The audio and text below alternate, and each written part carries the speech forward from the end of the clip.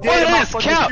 Boy, that's cap. That's cap. Boy, that's cap. Boy, that's cap. Boy, that's cap. How I'm gonna be there? Boy, that's cap. Boy, that's cap. How I'm gonna be there? How I'm gonna...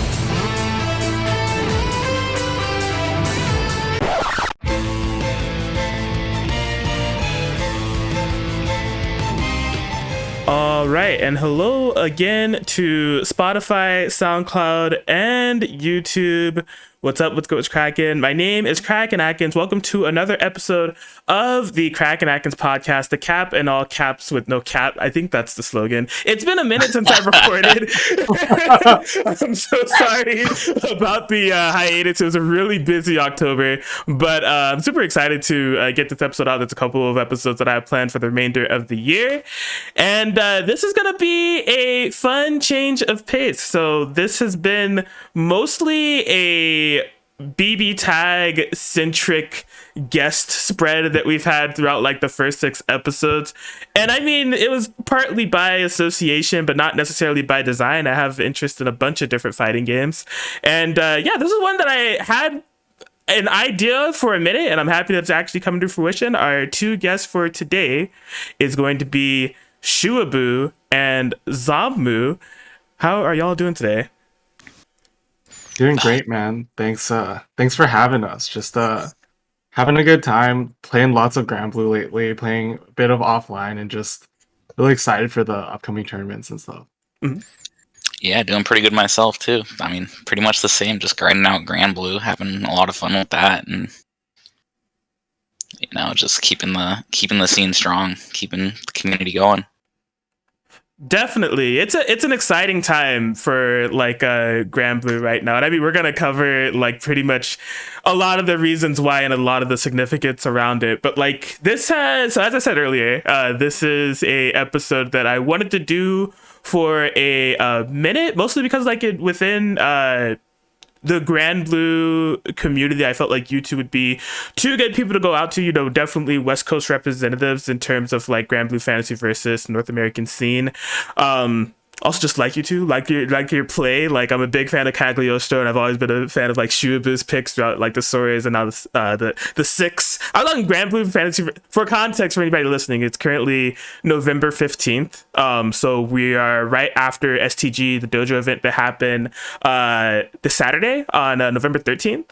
And so that was my first time commentating a match with 6.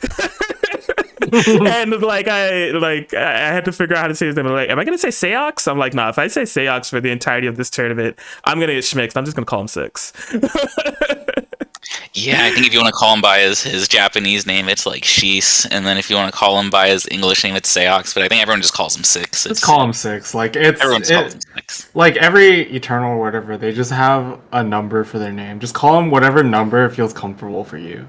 Right, but it's like it's different with Henri, because like Henri, I'm just interchangeably subconsciously I call him like Henri or Uno on any given day. But like as soon as like it was like I remember specifically the versus screen was popping up, and I was like, all right, Shuba's gonna be on the not 6. Never call him Seox.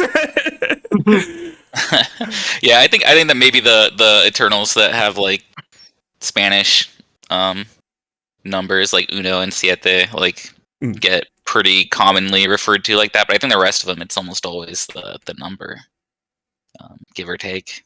Yeah, I think it like goes back and forth. I don't know if this is a tangent-ish, but like I do play the mobile game, and like I think it sort of depends on like when you started the mobile game, what you call like each character. So like if you started it kind of early, you called a lot of them by like their Japanese names, and if you started like later, you call a lot of them by like their localized names. Mm-hmm. Yeah, that would make sense. I've been like, and I have the mobile game as a topic for discussion later on, but it's just like, yeah, I kind of been like, I'm a seasonal Grand Blue mobile game player, so most of the association of Eternals and everything has just been like what people tell me and such. So, but yeah, kind of jumping back to why it feels like this is the perfect time to do this. So like, this is not something I had written down, because this is something that happened today.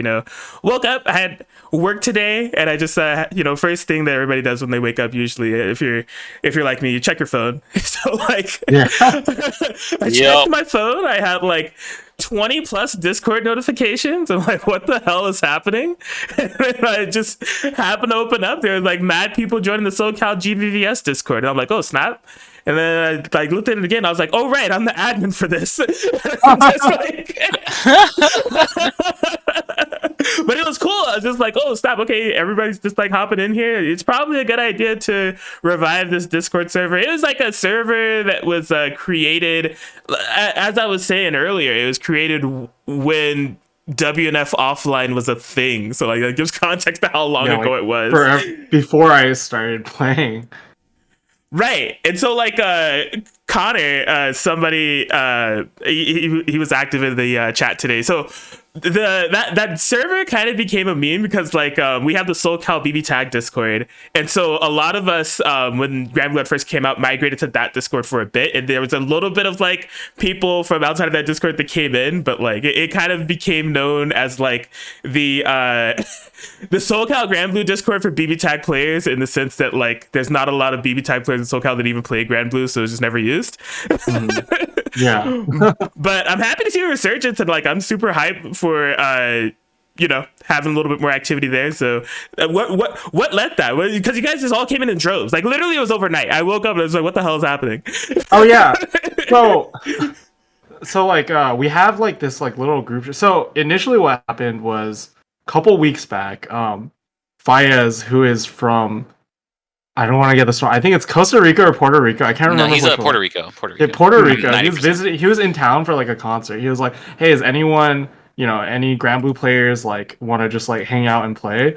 And so I saw this. I just messaged a bunch of the other SoCal guys. I was like, "Oh, let's just get together and play games. Like we haven't gotten together in a while, and like we have occasional like hangouts." So we just did that. We made this little group chat, and we just started using it for some SoCal stuff. Like we were talking in it for Dojo, like looking for parking and stuff like that. And then we noticed that like at one point we had to remove Fayez because he's not in SoCal, so that we could add Sakabato, who is in SoCal. Right. And then like Alad messaged me. He's like, "Oh yeah, like can I get in on like the SoCal group chat?" But you know, I think group DMs on Discord only allow like 10 people. So I brought up how someone mentioned making a new Discord, but I mentioned that, you know, there's no need to just make a whole other Discord when we like, I don't know, like how I didn't know how alive the SoCal GVVS Discord was. It seemed kind of dead. I was like, if nobody's using it, we can just like it was. We can just all hop in and like hijack it, right? And like we can just use the general chat as our like group DM, and like that way, if other people see it, people who might be interested but like not friends with anyone who's like actively playing, they would be able to see it and be like, "Oh, I want to like head out to this event or whatever." So we just decided to just start using and kind of revive it. Yes. I don't know who told people. I just told the group chat, and I like even more people, like people who are at the dojo and just like other people who are from around SoCal started just joining. So I think that was pretty cool. Like pretty excited to, you know, see more life in SoCal. Hell yeah, man. It was an unexpected sight, but it was a total welcome one. And it's just like, happy to see activity in the chat again, and looking forward to whatever events that can be planned in the near future. I mean, speaking of the future is just like so bright in terms of like Grand Blue Fantasy versus stuff. We're just coming off of STG, but CEO is coming.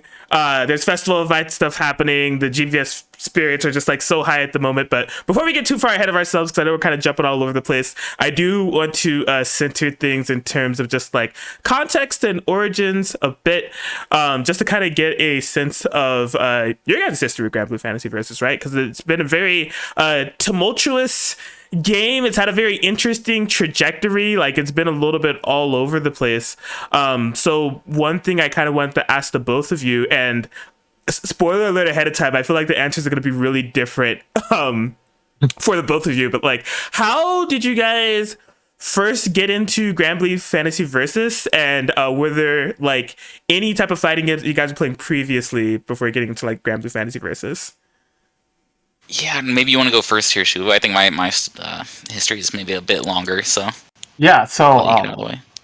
Yeah, so I guess like the big thing is that Grand Blue is basically my first fighting game. So I think fighting games ended up on my radar. I think that first year that Eunice was announced for Evo, I remember I was like, "Oh, that's really cool." And some of my friends who played fighting games were saying like, "Oh, yeah, it's like a really cool game." So I borrowed one of my friends' Rap 4 Rap 4s, I bought Eunice. I booted up the game. I couldn't do like 2A, 2B, 2C in like the trial combos, and I just uninstalled and I never touched it again. And I held on to my friend's Rap 4 for like however it was like 2-3 years or something. And then when Grand Blue Fantasy Versus was coming out, I hadn't been playing the mobile game, but I had played it in the past and just I was like, I really like the IP. Everything's really cool. I just wasn't actively playing the mobile game, so I wanted to get into that one because since like that Eunice thing, I had been like watching fighting games, like everybody that doesn't play fighting games that like likes fighting games watches all the like Core gaming videos, things like that. So I was just like definitely like fighting games were on my radar. I would watch a lot. I wouldn't really understand it super well, but I wanted to like eventually get into fighting games because I thought they were really cool. It's really hard. Like Eunice was so hard for me to try to get into. I was just like, nah, I'll do this later when I'm not in school or whatever. So yeah, I got into Grand Blue. I remember I hit a lot of like the same problems. I was like, I don't know how to use this like fight stick. So I ended up initially playing on like keyboard with like WASD, and then I would just hit the buttons on the fight stick. I eventually swapped off and got like a Mixbox, like a dedicated controller for it, and that's just how I learned to play. And yeah. So you had the keyboard for directional inputs, and then you had a stick that you were hitting the buttons on. Like, yeah, like it was just in my lap, and I would hit the buttons because I was like, I like how like spread out like these Hayabusas are. It like feels nice, and it's like the sound, like the feedback is nice. And then I can't move with a stick; it's impossible for me. I don't know how to use that thing. So like I'm familiar with like I play a lot of PC games, so like WASD feels really natural. Man, that's so cool. So the Mixbox for you was like a match made in heaven. Yeah. I mean, they're like over time, I'm definitely like looking into like trying out like other like button only controllers just for like different needs when I'm playing. But yeah, like I really enjoyed using it, and like it's served me a long time, and I played like almost all my time in Grand Blue on it. So nice. That's awesome. Yeah, I feel like I don't feel origin stories of that kind a lot lately anymore. I guess it's just like the people that I interact with in the games that I play, but just like coming across someone that says like, yeah, this was like my first fighting game that I got into like last year, and it's just like, what? Like when I first learned that about you, I was really impressed, especially with like the level of play that you're currently playing at and have been playing at over time and everything. I was just like, that's something else. This guy's good. Yeah, I mean, like it was like beginning of the pandemic. A lot of the hobbies I had involved like going out, so and I basically quit every other hobby. I was like, I really need something to do to kill my time, and Grand Blue was coming out, and I just hopped into it, and it's been a great time. Nice. Well, I'm sure the community is welcome to have you, and that you retired your throne of being the anime music quiz top player that I was. So just come Grand Blue Fantasy Versus with the fighting game community. Yeah. Oh, what is the meme behind that? Somebody said it recently. I was just like, there's some lore here. Is that just like a meme, or? There's no meme, dude. You do not want to face this guy in anime music quiz. I mean, we just play anime music quiz in the Grand Blue Discord, so we talk about it a lot. And I'm like the guy who hasn't watched much anime, but I'll play anime music quiz and like memorize songs in anime music quiz. So it's like I'm like that weirdo. So now I'm an anime music quiz sweat. Oh, like all kinds of songs for shows you've never even seen. Yeah. Dude, we gotta get you linked up with the BB Tag Argentina scene. They ran did you enter the anime music quiz major? I didn't know that was a thing. Dude, I will not call it a tournament. It was a major. It was ran by BB Tag Argentina, which is a group of BB Tag players in Argentina. They're fantastic.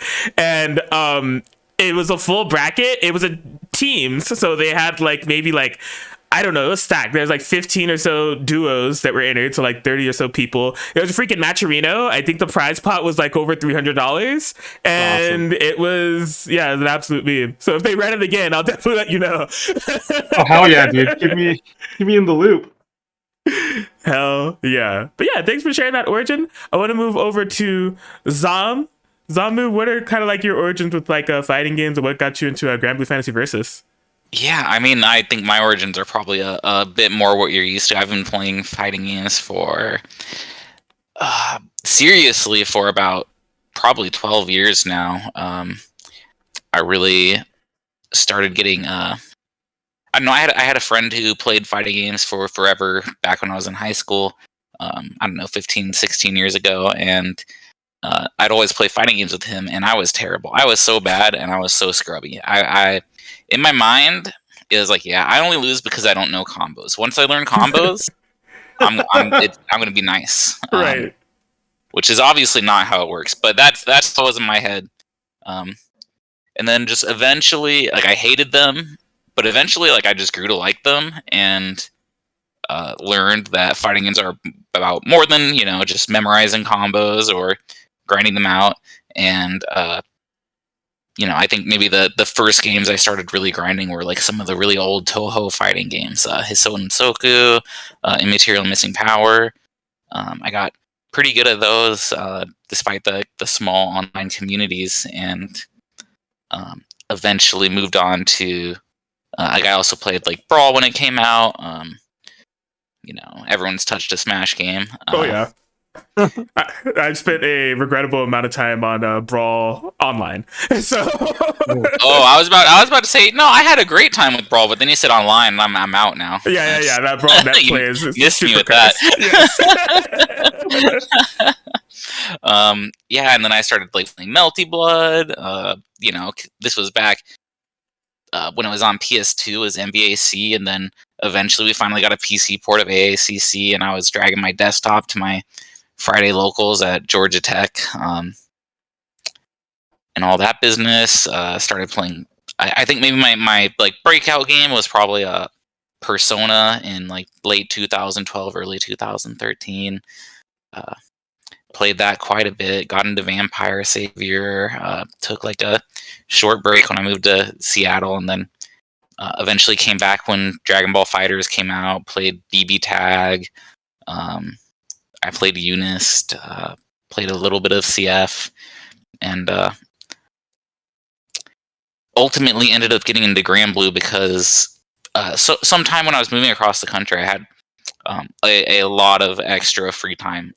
I moved and did not have my PC for like 3-4 weeks after I got here to Seattle. Mm-hmm. And so I was just bored out of my mind because I was really into like Dota back then and just looking for something to do. And I got really into the Grand Blue mobile game. Oh snap. I got really into the Grand Blue mobile game for about 6 months. I went crazy. Eventually I gave my account to my friends when I eventually quit, and they renamed my account to Goku because it was so buff. Man. Yeah, and so when the Grand Blue versus fighting game was coming out, I was super stoked because I thought the IP was super cool. It has lots of really cool characters. Like the music's amazing. The team always does a great job. Like, it's by far one of the least mobile Mm-hmm. games that I've ever seen in my life. So I knew that Grand Blue Versus was going to be awesome. And it did not disappoint me. I'm still having a great time with it. It's one of my favorite fighting games that I've grinded for sure. And the community's out here. We're playing. Yeah, that's. I guess that's how I'm here. Awesome. I hate to jump back a bit, but I mean, you mentioned Persona 4 Arena, so like, it's one of my favorite games of all time, and I didn't know you played. Who was your character in Persona 4 Arena? Yeah, I mean, I played for a few months on release. I played Chie. Okay. I got a few top 8s, like the NEC right after it came out, the SCR in 2013, and like a few other pretty solid placements. I wasn't like crazy good, but I could be a threat in bracket for sure. Holy crap! Wait, the SCR in 2013. Yeah, I was there? Question mark. I wouldn't be surprised. It was in Irvine, right? It was in the like next to it was at UCI, and that 2013. I think that's the one where I want to say like Angelic had a really good run in Marvel 3. I think that's around when like Apology Man started to become known in Marvel 3 as well. That was a huge game that year. I want to say I lost to Breaker Dave in Winners. Winners top 8, I lost to Breaker Dave. And then in losers, I had to play Dastard Bro, and I remember the NorCal scene got so excited because you might remember this because it was kind of a big deal, but Dastard Bro had switched off Akihiko to Chie because he thought the Akihiko couldn't win. Oh boy! But when he sat down to play me, like, so he hadn't been playing Chie for that long at that point because I mean the game had only been out for a few months, and so when he sat down to play me, he sat there and he was thinking, he's like, I don't think I can beat this guy in the Chie mirror, like. You know, I've been playing character longer than him, and like my biggest training partner was Ivysaur, and Ivysaur played Chie back in the day too. So he switched to Akihiko, and the crowd went nuts. Oh boy, it was a lot of fun. Dope. Yeah, so 2013, for context of like why, yeah, I that was basically my year of getting into fighting game tournaments, not necessarily fighting game, but fighting game tournaments. And I did go to like a couple of the like SCR lead up events, and I think SCR itself. And like I was Persona 4 Arena was like a game that I really liked, but I wasn't like grinding. But I did enter it at like any other tournaments that it was like hosted at. But I was like Street Fighter 4 mostly centric, but so yeah, I didn't know a lot about the context at the time, but that's just funny of like we probably have like crossed paths and like didn't even know it. Definitely. I mean, another funny story from that event. I'm kind of a scumbag for this one, so don't tell anyone. Keep this between us. That was like Jonah Kim's like first fighting game event ever, I believe, and he was super young at the time. I'm sure you know who Jonah is, but yes, he's like an amazing player these days. Does fantastic work in like BlazBlue and did like fantastic work in BB Tag, but he like really wanted to play, and like there weren't any setups, so I reached into my wallet, I handed him $5, and I said, "Let's go play a money match." What? So when we got to the setup, we said, "Hey, can we have this for a money match?" and we played a $5 money match with my money. Oh man, it was just first to three and we both got off. It was just first to three and we both got off. We're not that scummy, but oh okay. I thought you guys have like pulled. No, we're not doing like first to 20 for $5. It was. But no, just for the sake of casuals, like you pull out the fake money and you're like, yo, we gotta find a setup. It's like typical like offline tournament. He had somewhere to go. So we couldn't wait. I see. That makes sense. That's a good idea though. Like, because like the typical offline tournament etiquette, like if there's no setups, like you usually gotta like call next or like whatever. But like if you approach a setup that's like taking, you're like, yo, we're trying to run a money match, like people will usually get up. Yeah, and well, if you call next, you play the guy who wins, and like you know, he had like come out and like he was like. So he was still like really young, so like he couldn't really make out to a lot of events. And since I had come all the way out from Atlanta, you know, I wanted to give him a good set. Nice. Oh man, I'm gonna remember that. But yeah, in terms of Grand Blue Fantasy Versus over like the past year and a half or so, I've been kind of like in and out with the community. Currently, I want to definitely get back in. Offline being back is definitely the big thing of like, yeah, when that happens, and especially all the hype that's been kind of spurred around it lately, I'm feeling pretty motivated to play as of late. But can't be.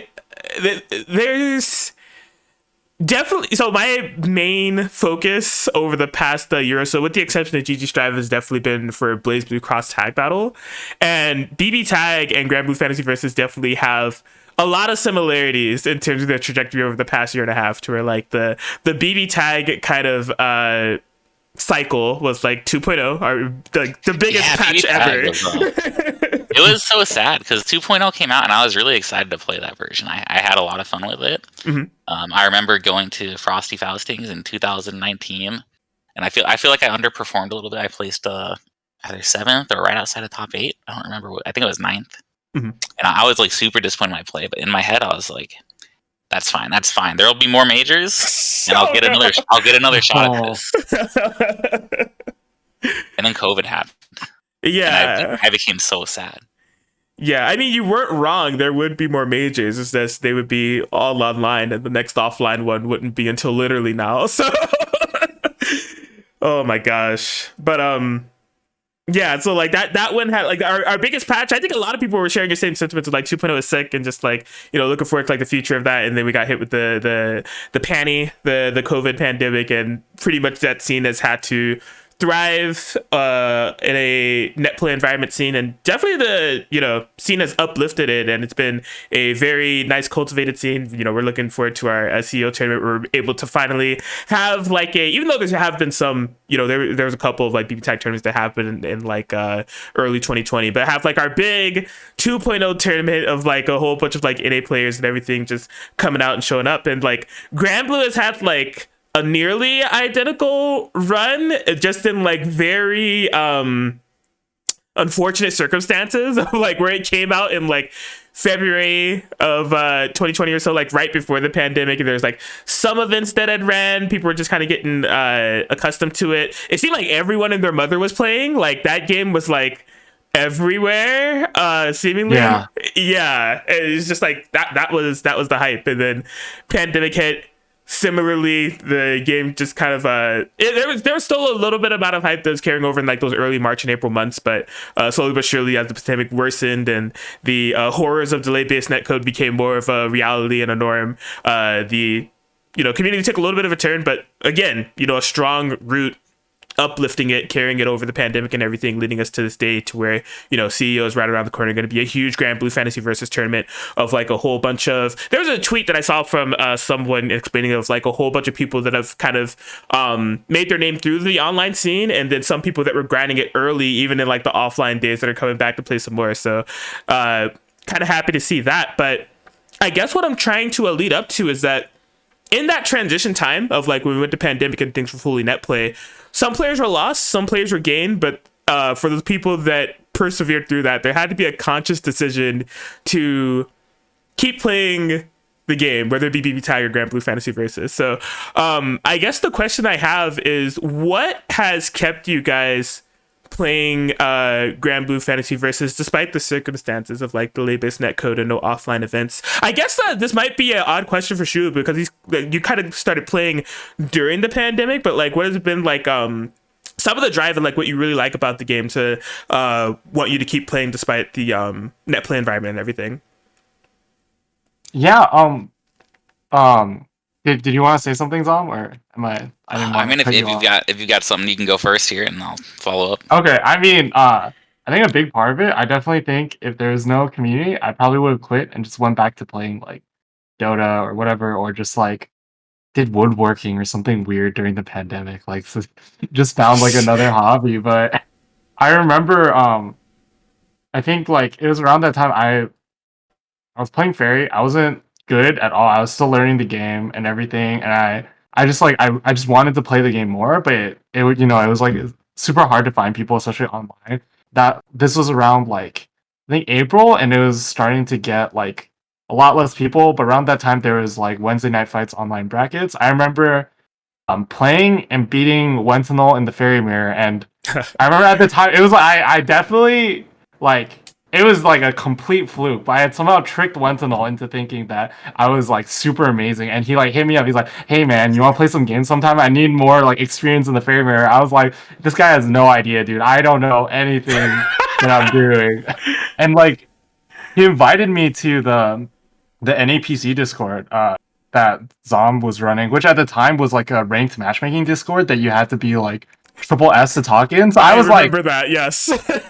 Yeah, I was like an A rank, and like I was like, oh, what's it all like?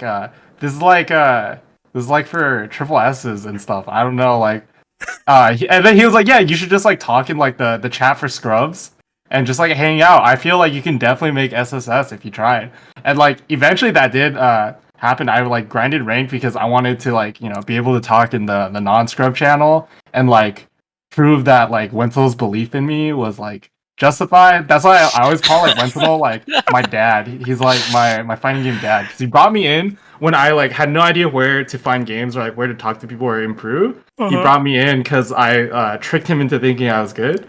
And he brought me in, and like I had access to all of these like players like Zom, Wentinel, TD McGee, like a bunch of people, and like it was so like everyone was so good and like so welcoming and like super smart. So I was able to just like learn so much there. So it kept me staying because there's always something to learn. There's always like at least one person to play and like grind out, and it felt like very rewarding. So that's what kept me going, is like community and like lots of people who are willing to do stuff for the community and like help out and play. Oh man, I don't know. You're just you have such the unique stories here of like, how you got in the game and how you kept playing. Because so it's funny. Like I don't know if we've played an early WNF when you were playing Fairy, but like if we may have played once, but there's a big gap until we played again.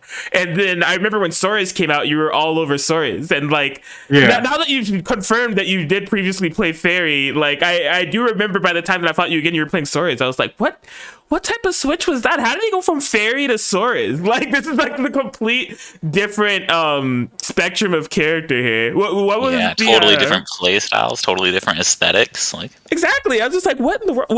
What attracted you to Fairy initially? Did you? Well, you played the mobile game. Were you like a fan of her in the mobile game, or? Not really. So like going in, I think when I started, since it was PC release, so Stories is actually already out. So the first character I actually did want to play was Stories. Oh. And because like I like his like aesthetics, I like manly stuff, and like he seemed really cool, like the Fundoshi and stuff. Like everything about him, like even on release, looked really cool. And like I like the character in the mobile game. I'm a fan of the voice actor. He does like a couple other voice roles. Like notable one is like Taiga Saejima in the Yakuza series, who I'm a big fan of. So I like wanted to play Stories, but I was just starting out and like everyone was like, oh, you know, Stories is like really bad. He's like the worst character in the game. I don't know how to play the game.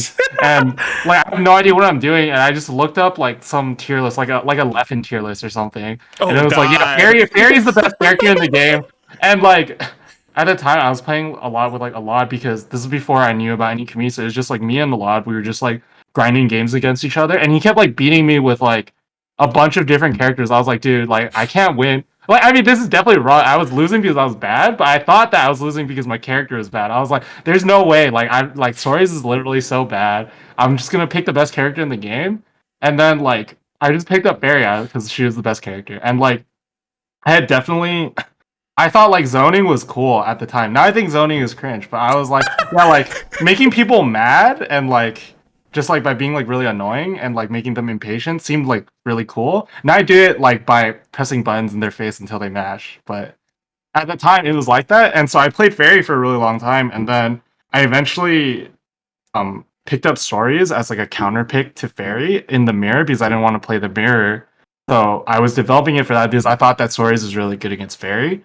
And so I was just playing Stories, and then I just made the full switch and stopped playing Fairy. Especially after after that season 2 patch, she was still very good, but the way that they changed her made it so that like I didn't think she was very fun to play. And like Stories, they like super buffed Stories in that first patch and made him like super fun to play. So that's how I switched to Stories. Interesting. Okay, yeah, a bit of a tangent there, but I was definitely interested. You gave me freaking PTSD whiplash saying that you looked up a freaking Leffen tier list. I just remember the freaking like in the deepest pits of my memory, the freaking I mean, this has happened with literally every game now, but the first to Grand three. Blue's got to be 3 out of 5. I mean, you saw that Matera. You saw that Matera. If you get hit by round start, hop, jump heavy, like, and then you get hit by the universal overhead on wake up, that's it, bro. Yeah, GG's. You're cooked. You're cooked. 3 out of 5. 3 out of 5. 26 frame overhead. That's too hard. Can't be blocked. Oh my gosh. And since then, we've been forever doomed with 3 out of 5 debacles on every game's release. Hey, oh my god. I don't want to get into the rant of like my issue with first to 4 GG Strive. Well, I'll pocket that because I'm getting, this is not a Leffen podcast, but like moving over to ZomBmu, I kind of asking the same question. So yeah, like what kind of kept you playing Grand Blue Fantasy Versus once, because you had it's a little bit different for you. You had a bunch of games that you were just kind of like rotating through in terms of like Dragon Ball FighterZ, the BB Tag 2.0 happening, you know, despite netcode and like online play being the standard, you're pretty much gonna be doomed to some type of delay-based netcode hell based on those spread of games. So what made Grand Blue Fantasy Versus special and like made you kind of stick with that? Yeah, I mean, I guess by it's kind of like almost a process of elimination. So Dragon Ball I'd already been playing for 2 or 3 years. So I was just sort of ready to move on from that game, I guess. You know, not any big deal there. BB Tag I was still super excited about, but I mean, similar to Granblue, playing BB Tag online isn't always everyone's favorite. Yeah. Calling people 5C users. Yeah. You know how it is. Yeah. And you know, when Granblue dropped, so like the PS4 version came out, I played that. Like that's everyone played the PS4 version when it dropped, because the PC version didn't come out until like a month later, and that's around when the pandemic started. So one of the things with Dragon Ball that helped me improve is I would play the PC version online, because the PC version of Dragon Ball has less input delay than the PS4 version. So even though it's delay-based netcode and it comes with all the fun, exciting, stutters and different people having issues with their PC, maybe not running the game at 60 FPS, or et cetera, et cetera, et cetera. I could go on Dragon Ball. I could find someone who I knew I had a good connection with. Like I could grind with Kudeta, who is also an excellent player. I grinded with like SQ. She's obviously amazing at games, and so we could get like really good practice, despite the delay-based netcode due to that. So when Granblue came out, I was praying that the PC release would have less input delay, because playing that game online on PS4 is very frustrating. Yes, it is. and as I think that it kind of shows that the PC community is still going strong, and most people who have been able to or have had good experiences with the port. I mean, it's not everyone, but a decent chunk have moved on to PC for online play. So I was so when they came out, the first thing I did was I went into training mode, and I picked Gran. I was playing Gran at the time. I went in and I did my 2H 5U 2U combo, and the 2U didn't come out. The 2U didn't come out because I pressed it too early, or I pressed it too early. And so I got super excited. The combo just dropped because the input delay was less. I was very excited, and and so I wanted to grind on PC for online, because after playing the PS4 version for about a month, I could kind of tell it was a very reaction-heavy game, similar to like Dragon Ball, where you're attacking Dragon Rushes, blocking 6Ms, reacting to Super Dash. I didn't really feel like the PS4 online was the best place to practice that kind of stuff. I mean, I guess if you are really good at it on PS4, you're going to be a god offline, but I'm not that good. I'm not that good. And so I went on, and I wanted to like grind rank. I mean, I should preface this by saying I love the game, so that's gotta be, they gotta have the love of the game to stick it through it. Oh yeah. But I went on. I wanted to like grind rank, because I think it's always fun to like run rooms, or like run first to twos with people, and like have like small rotations. Like I think long sets are great too, and there's lots of great ways to play games. And so I created the Discord that Shuaboo was talking about earlier, which is it was originally the NAPC, it's still called the NAPC competitive GB versus community. But nowadays it's sort of to distinguish it from, I don't know, players who might play the game for the like solo, like the RPG elements, or we're all here to play the fighting game and compete to some degree. You don't necessarily have to be an Evo finalist to join the Discord. Like, you just have to want to improve, and you just have to show up to and want to play, Right. And so but originally I had created it because ranked was, for the higher ranks, very difficult to find matches in. By nature of the game at release, you only ever matched with people in your rank. So if you were in sort of the upper echelon, like at one point, when I created the Discord, I was in SS rank, and there were like 7 SS ranked players on PC at the time. So the odds of one of them being online and also like not in Korea or Japan or something was pretty low. Right. And so I figured, there's other Discords for the community. There's like the Reddit one. There was like this God's Garden Discord, which is sort of the PS4 Discord nowadays. And so I just created this one specifically for ranked. I just wanted to be able to like at people and say like, hey, like we should all get in ranked tonight and grind matches and have a bunch of like first to twos, and like maybe we'll get like a SSS player eventually, and then go from there and eventually get like a master player. Cool. So that was all fun and games. But eventually it just sort of turned into the just the general PC hub for all sorts of gamers, not just the highest ranked players. And and so I sort of incidentally found myself in a community leadership position. I love the game, I love the community, and it's been awesome. Nice. Yeah. Thanks for sharing that. I kind of I witnessed the transformation of that Discord server, but it was very blatantly in the background.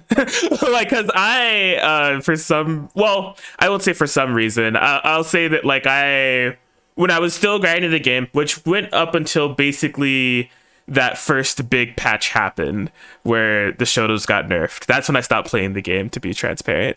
But so season 2 release, right? Yeah, exactly. So up until season 2 release. Before that, I was playing the game mainly on PS4. And that was mostly because of like the tournaments that were running on PS4. So I would enter like a lot of Run and Rumble and things like that. So I had the game on PC, but I just didn't really run it on PC.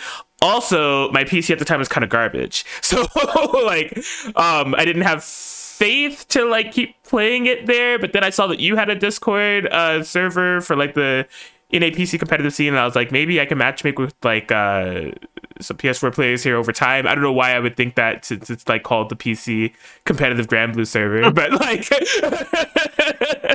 I joined. I ended up I can't remember if I got the SS rate because I figured out what was going on. I was like, oh, this is because like the player base is so like, because I don't really think that was too much of a problem on the PS4 version. Like if you hopped on rank, you repeat like generally able to find unless people. You're like master rank on like for in general the PS4 population was a bit larger since it came out first and everyone bought it. And especially too when the PS4 version came out, there was no release date for the PC version, so it only ended up being about a month later. But it could have easily gone the way of like Sam Show, which got like a PC port like 2 or 3 years later. Poor Sam Show.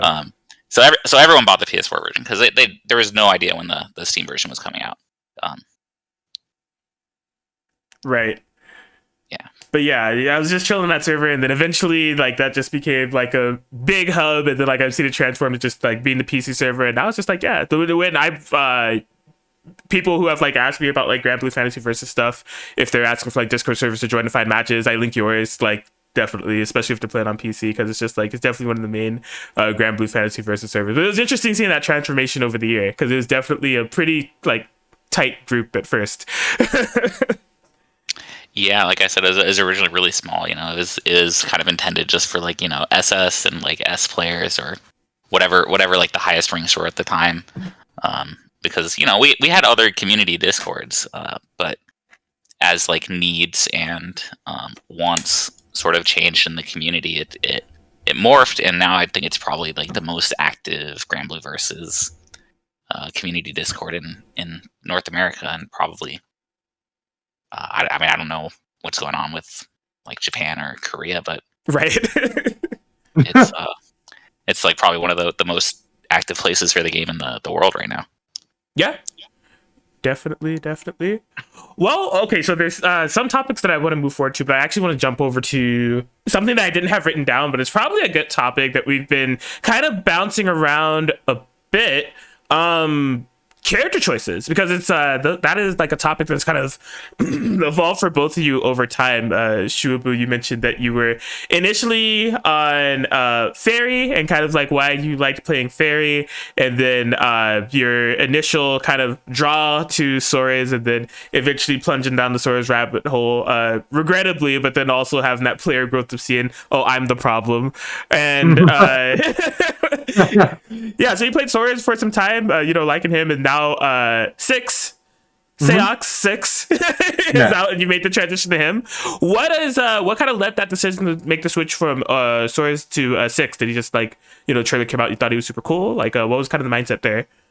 Yeah, so I've always liked 6 as a character in the mobile game, and I remember when he came out, I was really excited to try him. It was actually like a Skybound Clash that happened where it was like the same day where he came out. I think there was also some balance stuff, so I was just super excited to play him. And in the past during Skybound Clash, we would always it would fall on patch day very often, so we'd always play new characters during Skybound Clash. But I think that one specifically, there was some significant patch changes, and so I had patched the game, and I was just well, I want to play 6. And then there's some people that were sort of upset over that because their characters got changed or things like that, and they were more competitive focused rather than just wanting to just play the game for fun and play on a new patch. And I think after that turn, I got 4th or something, I don't really remember, but after that it was that entire situation was a little bit uncomfortable for me, where it was oh, this guy's trying to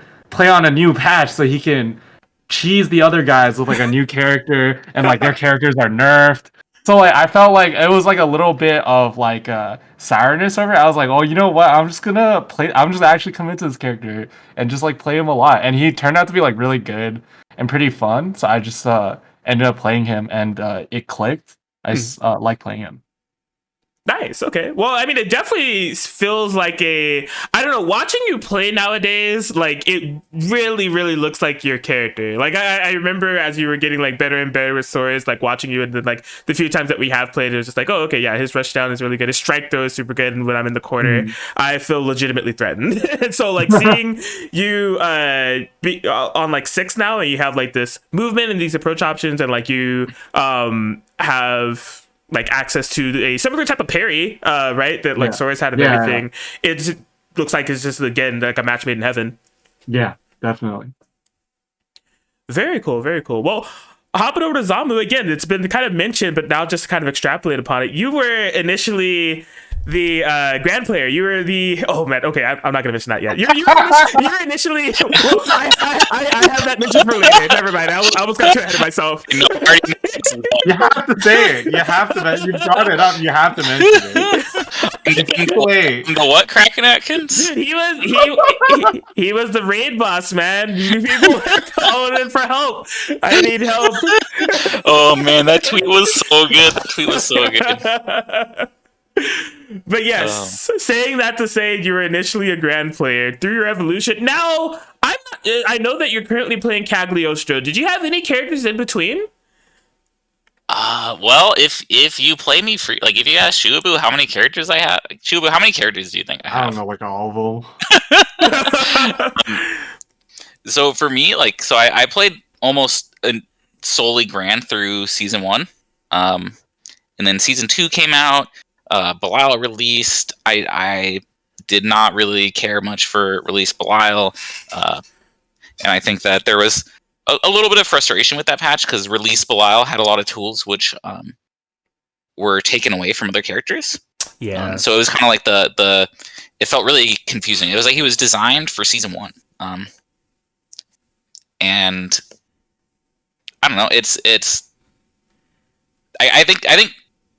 I'm gonna go on a short sidetrack here. I think that GranBlue patches are kind of a hot topic on Twitter, and that's not anything. And I think that maybe some of the individual patches and changes are not always the best. But I do want to go on record saying that I think that GranBlue right now as a game is so much better than the GranBlue that everyone remembers playing. I think that the current version we're playing on, and the version before, I don't know if it's necessarily this version was better than the last version, or that version was better than the last version, but compared to the release version and the version that was most of season 1. Grand Blue is so fun right now. Yeah. So I think it's you see maybe like some sadness or some some big emotions on Twitter over a balance change, but overall, like the overall direction of the game has been great. So anyways, back to the question at hand though. So I stopped playing around when Belial came out, but I still had my eye on the game. I still thought it was a cool game. And then UL came out, and I thought she was super cute. So I thought I'd try her out, and she was pretty fun to play. So I kind of got back into the game with UL. So I think that was probably about, that must have been, give or take, like January of this year. So like 9 or 10 months ago, maybe February. So it was just like a short 1 or 2 month break.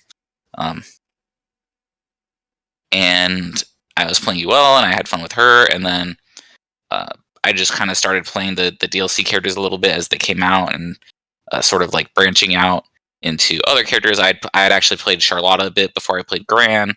I think I remember that. Yeah. Yeah, that was a little bit short lived. But in general, I guess like I kind of like look at characters who I feel like are underexplored or maybe a little bit underrated in the community at the time, and since I have like a lot of experience and I play the game quite a bit, I try to like develop the characters and like see, what are their strengths.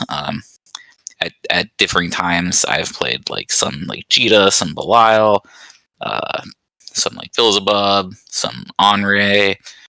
I played a little bit of Narmaya. Like, obviously, I played Gran. I've got a list in front of me, so that's. I play a little bit of Lance, like Percival, Sora's, Six, Catalina. But I mean, I think the character I'm most well known for at this point is Cagliostro, who is a character that when I picked her up, she was pretty widely considered to be maybe the worst character in the game. Right. Yeah.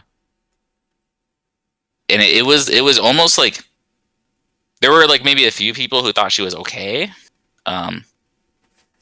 but no one really thought she was good. And I kind of looked at her tools, and I thought that she had potential, and I wanted to try her out and see if I was right or if I was wrong. And since then, she's gotten a few buffs, much to North America's lament. Too many.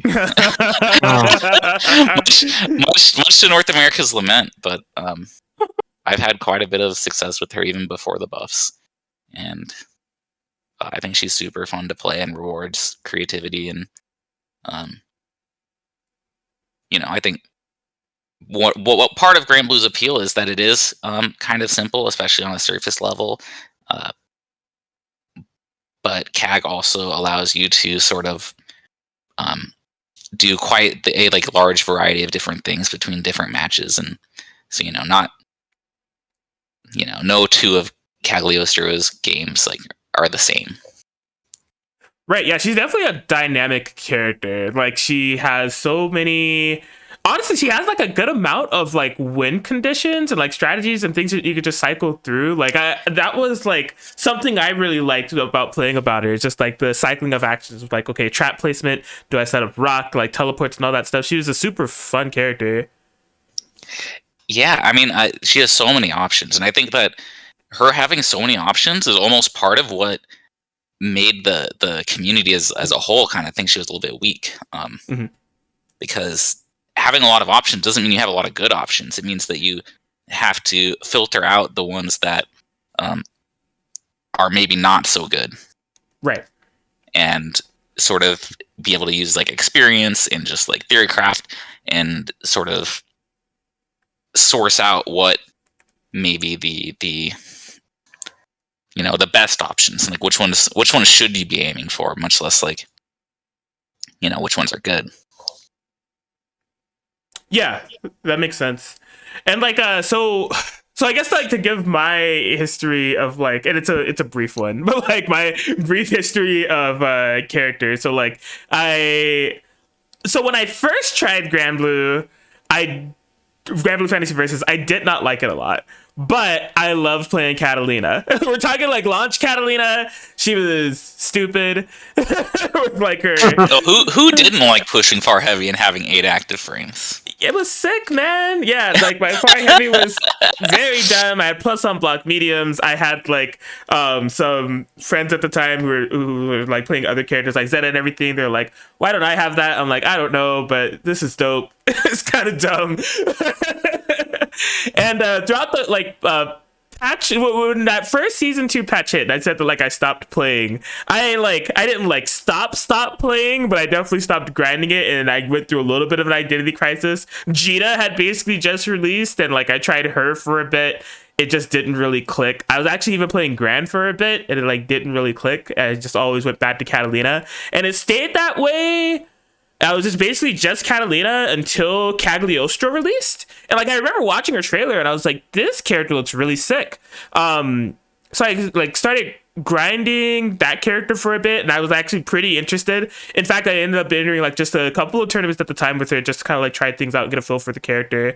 Eventually BB Tag just kind of overtook everything, and like I stopped grinding the character for a bit, but like she was like the first character that like in terms of DLC that released that really piqued my interest and like took me off of Catalina. But like that's just kind of like the meme at this point of like no matter what happens or like what characters or what patches or anything that happens, like despite like my initial joy of like liking the base Catalina, I always just go back to her anyways.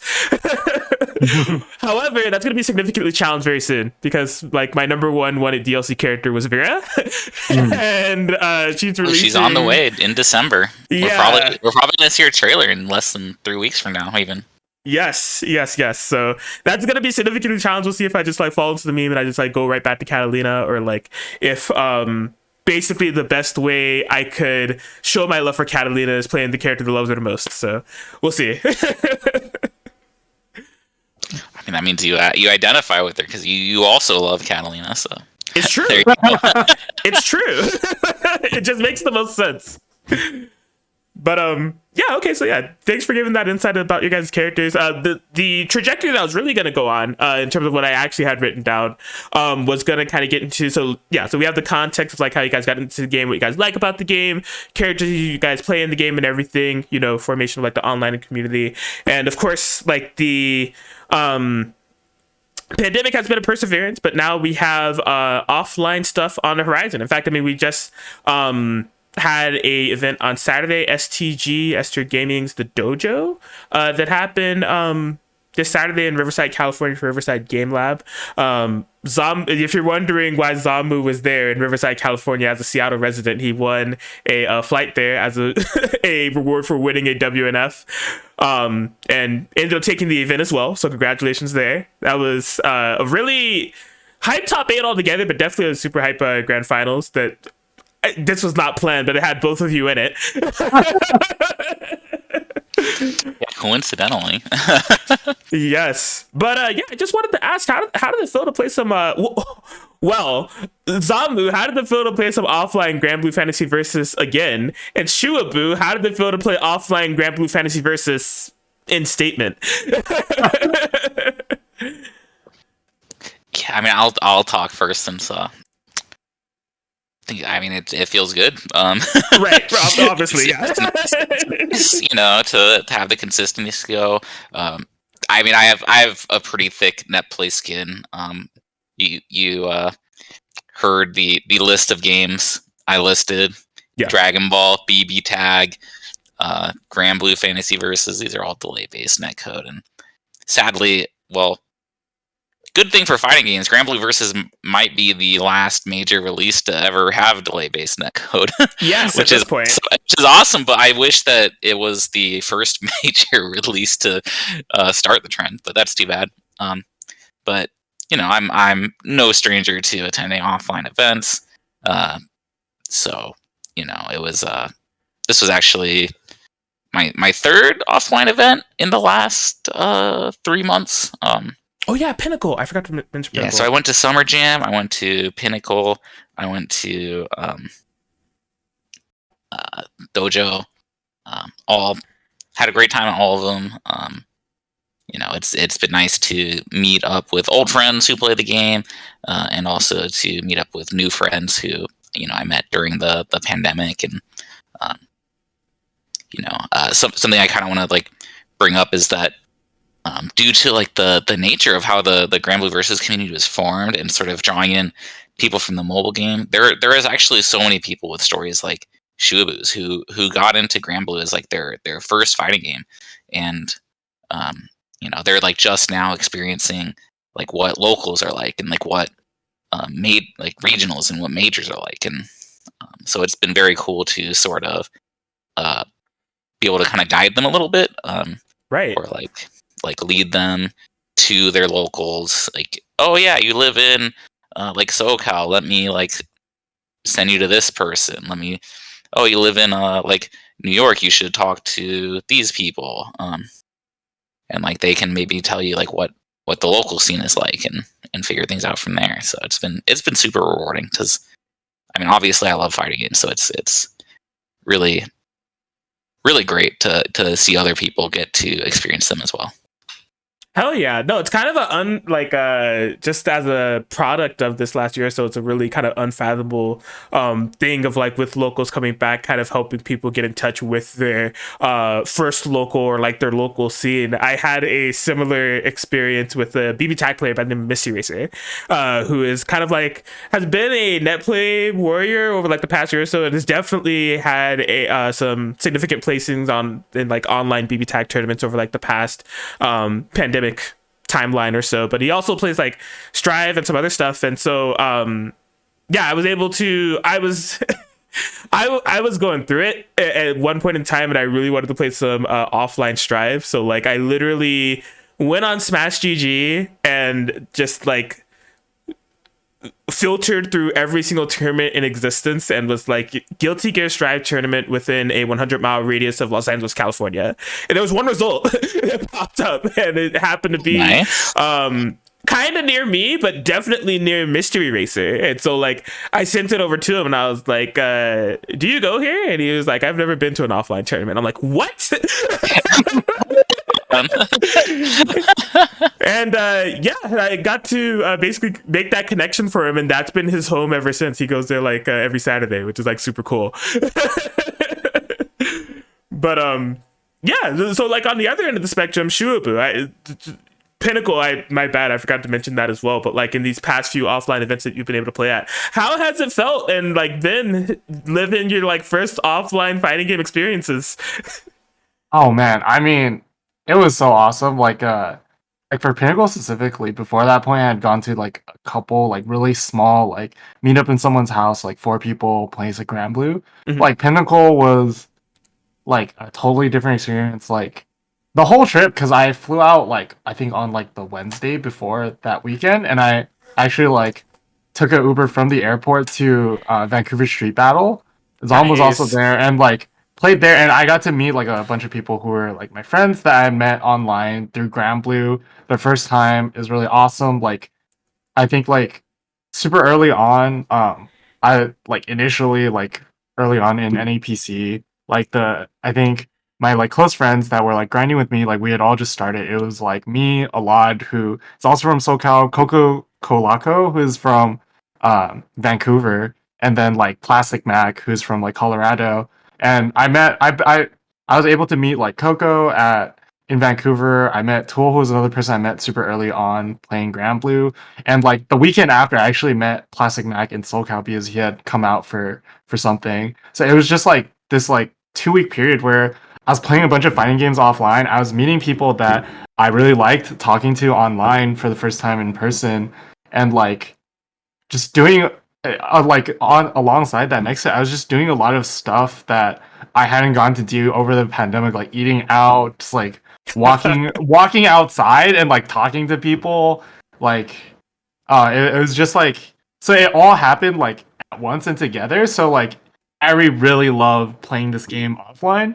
And I get to play it offline while I'm like traveling and vacationing and like meeting my friends and like hanging out and like eating cool food. It's like, so like in my head, I'm like, dude, offline fighting games are like the greatest thing in the world. So that's how I felt. And like Dojo is like the same thing. I think like at Pinnacle, I didn't play super well, but I was still just really happy to get to play offline, like meet people, like the Calgary guys. And at Dojo, I think it was like the same thing, but I got to have a chance to sort of. I think I played a lot better at Dojo, and like I played the way that I want. And I didn't like feel any like hesitation or regret, which is like something that happens all the time playing like net play. If you like get one lag spike, your entire day gets ruined. But Oh my that kind of God. thing doesn't happen offline. So Yeah. yeah, it's like my favorite thing ever. I knew that I would love it because the way that I ended up like developing my playstyle was pretty sort of like reaction heavy and like tight on like timings and things like that. So like offline uh made me feel a lot better about my play and feel a lot like more confident. So yeah, it's so amazing. Nice. Definitely a wholesome side of things of like experiencing. I like that you touched on kind of like the social aspects of it too, of just like maybe just a overflow of emotional things going on. Of like, yeah, I really love this game. I'm finally being able to play it offline and meet like all these people. As I say, connecting faces to names is Yeah. always like a very cool thing. And then like you're also at your first fighting game tournament. You're also in Canada. Like that's a lot to take in. So like I appreciate you kind of sharing that social aspect of Yeah. it as well, Yeah, because for that's sure. just like you know, something through, I'm sure like me and Zom's like years of like offline fighting game experience, it's something that's like has been the norm but we have missed. They were just kind of back getting into the flow of things, but for you it's just like an initial exposure, and then you add it on top of like being in a pandemic so long and naturally being in isolation. That is awesome. Yeah.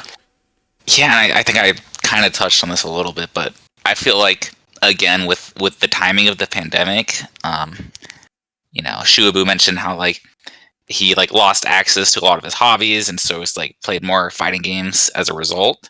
Mhm.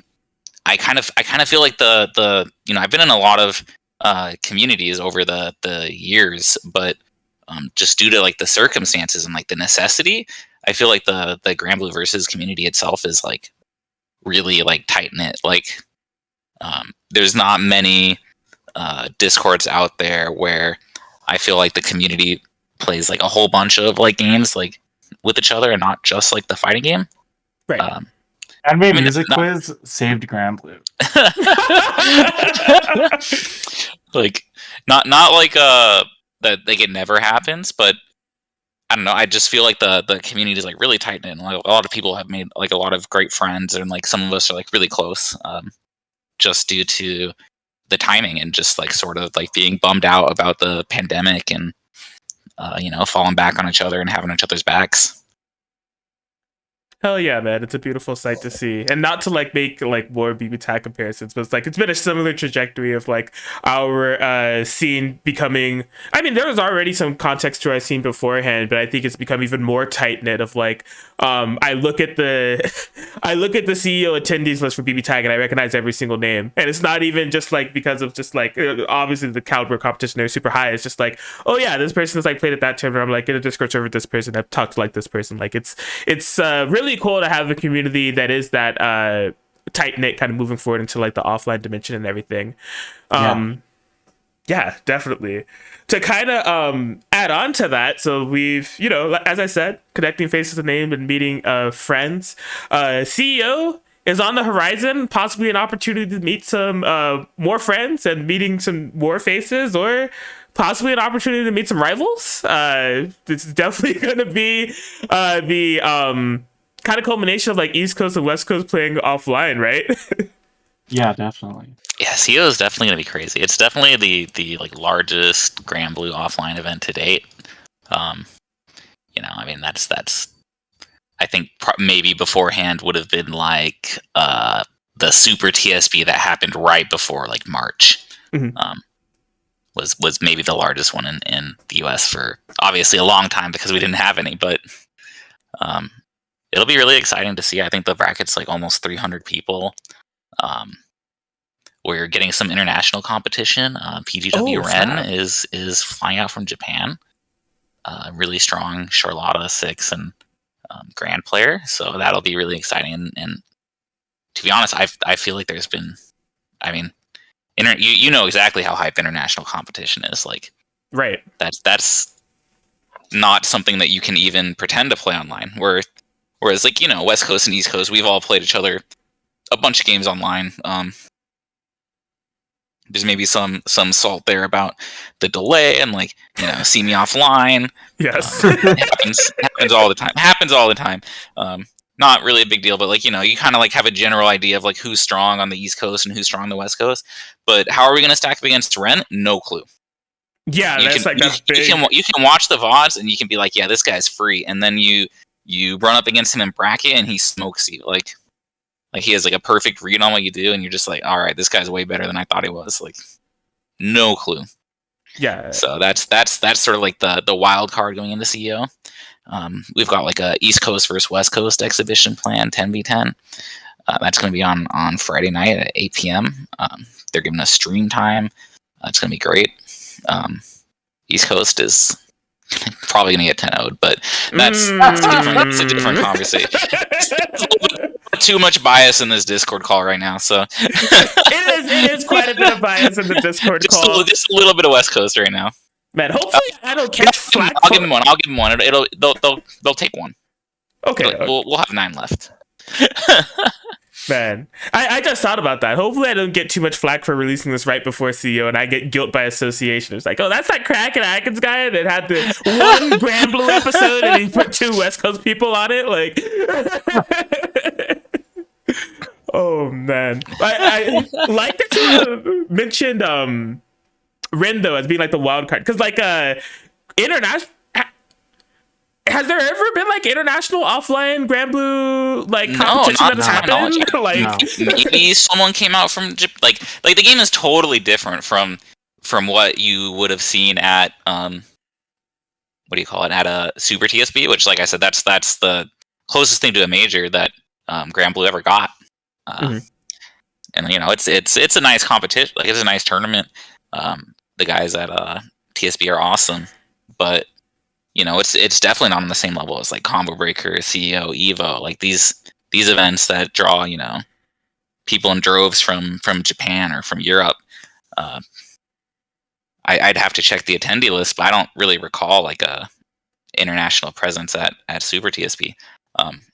So it'll be, you know, this will be like probably the first time. And I mean Ren's only just like a small microcosm of the Japanese scene, but it'll sort of like be like the first time that we even like crack open that question, you know, like how does the US stack up against Japan? Like, yeah, that's exciting times, and I'm hoping that like that gets to build up in the future as we get more and more majors, you know. Mm-hmm. So I mean, I think Frosty Fausting is going to be one. Scores coming out to that. You know, Ooh, another okay. another very strong player who, you know, he runs Lancelot. He plays so many first to 50s. He grinds so much. So it'll be interesting to see that, and you know, find out how. I'm curious how Japan's going to deal with Cagliostro. Yes, I have something kind of like slightly related to that a little bit later, as far as like regional differences and everything. But yeah, that's an interesting question at hand. We have a similar thing going on in BB Tag. So the international representative that I'm aware that's coming out, it's going to be Lon New 13, which is just like a Korean player, and like he's super strong. You know, he's definitely been taking like some online stuff over the past year or so. He's just been playing like Blaze Blue in general for like a while, but like New 13 has completely fallen off like the radar of like NA. Yeah, NA doesn't play that character, but also the NA character is Hilda, right? Yeah. Or is she represented everywhere? I thought she was like a NA special. She's really common here, but maybe less common in other places. It's actually like so she's. It's evolved a little bit. Hilda does have her. That was the big controversy at first when we first like kind of went into the net play dimension of like, how good is Hilda really? Like, do we really? Is she just net play?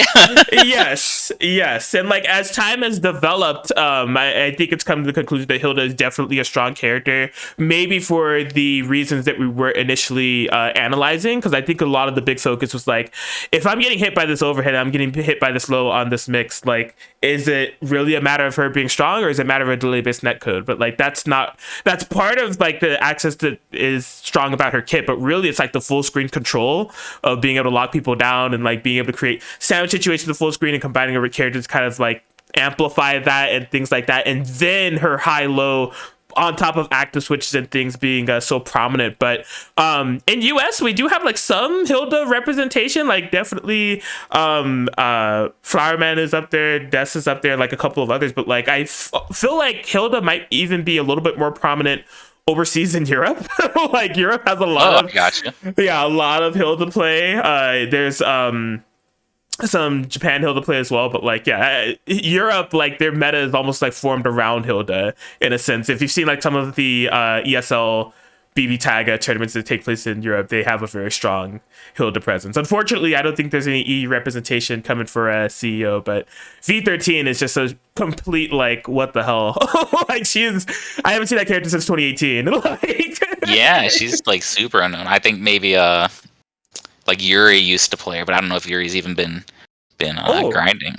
Yeah, no, Yuri had like a couple of teams that they rotate throughout, and if I'm not mistaken, Yuri did have V13 on their winning team for the Arc Revo BB Tag, but like they have I'm gonna have to hit them up for games. Yes, basically.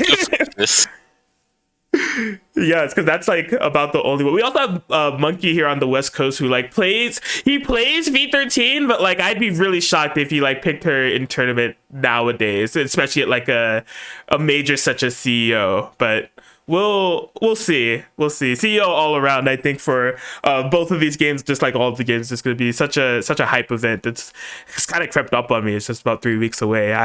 You can't see my camera, but my suitcase is actually in the background. I need to start packing. But okay, so I have some like segments that I'm getting to here, but I have a note down here that was supposed to be mentioned earlier. I had a mistake on kind of the sequencing of things here. It might be a Shuaboo centric question, but like, can you tell me and really break down the phenomenon that is G-bagging? I mean, this you know where this comes from. You know Hosef. Yeah, this is your This is people. Hosef tech. Like Hosef was a Granblue player. Like he was one of the people I played with a lot early on, and like his thing was like he would G-bag all the time. Like it was when he's doing like a safe jump, he like mashes his G-bag, you know, and then he goes for like a high-low off of his safe jump. And you're like, should I fuzzy bash? This is kind of weird. And then like on your wake up, he's like G-bagging, and then he'll like throw her overhead you, like things like that. And like I always thought it was super funny. Like I love like things that like when I was playing stories, like I would always look for tech that was like really stupid. Like I thought. Hold on 1 second here. Let me just explain what G-bagging is for oh people yeah. sorry. So Granblue has a guard button, and so you're able to press this guard button to like manually switch your character to their block animations, like their standing block or their crouching block. So like you can jump at someone and mash the guard button, and you see the character switch between, you know, guard or like the normal jump animation, like very rapidly, like as fast as you can mash it, pretty much. Mm-hmm. And so G-bagging is obviously there's a little bit of it's the G button, it's the guard button, and combined with like T-bagging, which is obviously spamming crouch on someone. Wait, no. G-bagging doesn't involve the crouch at all. No, it doesn't. I'm just saying like the it's a portmanteau of the G button and the T-bagging. So it's just about mashing the G button to like kind of like create like visual noise, or you know, some people might consider it BM. I don't know. I think in our community we mostly just think it's hilarious. Yes. So like on knockdowns where you have like extra time, or if you're like doing a safe jump, like you mentioned, like you just mash this guard button before you press your button, and it looks really goofy.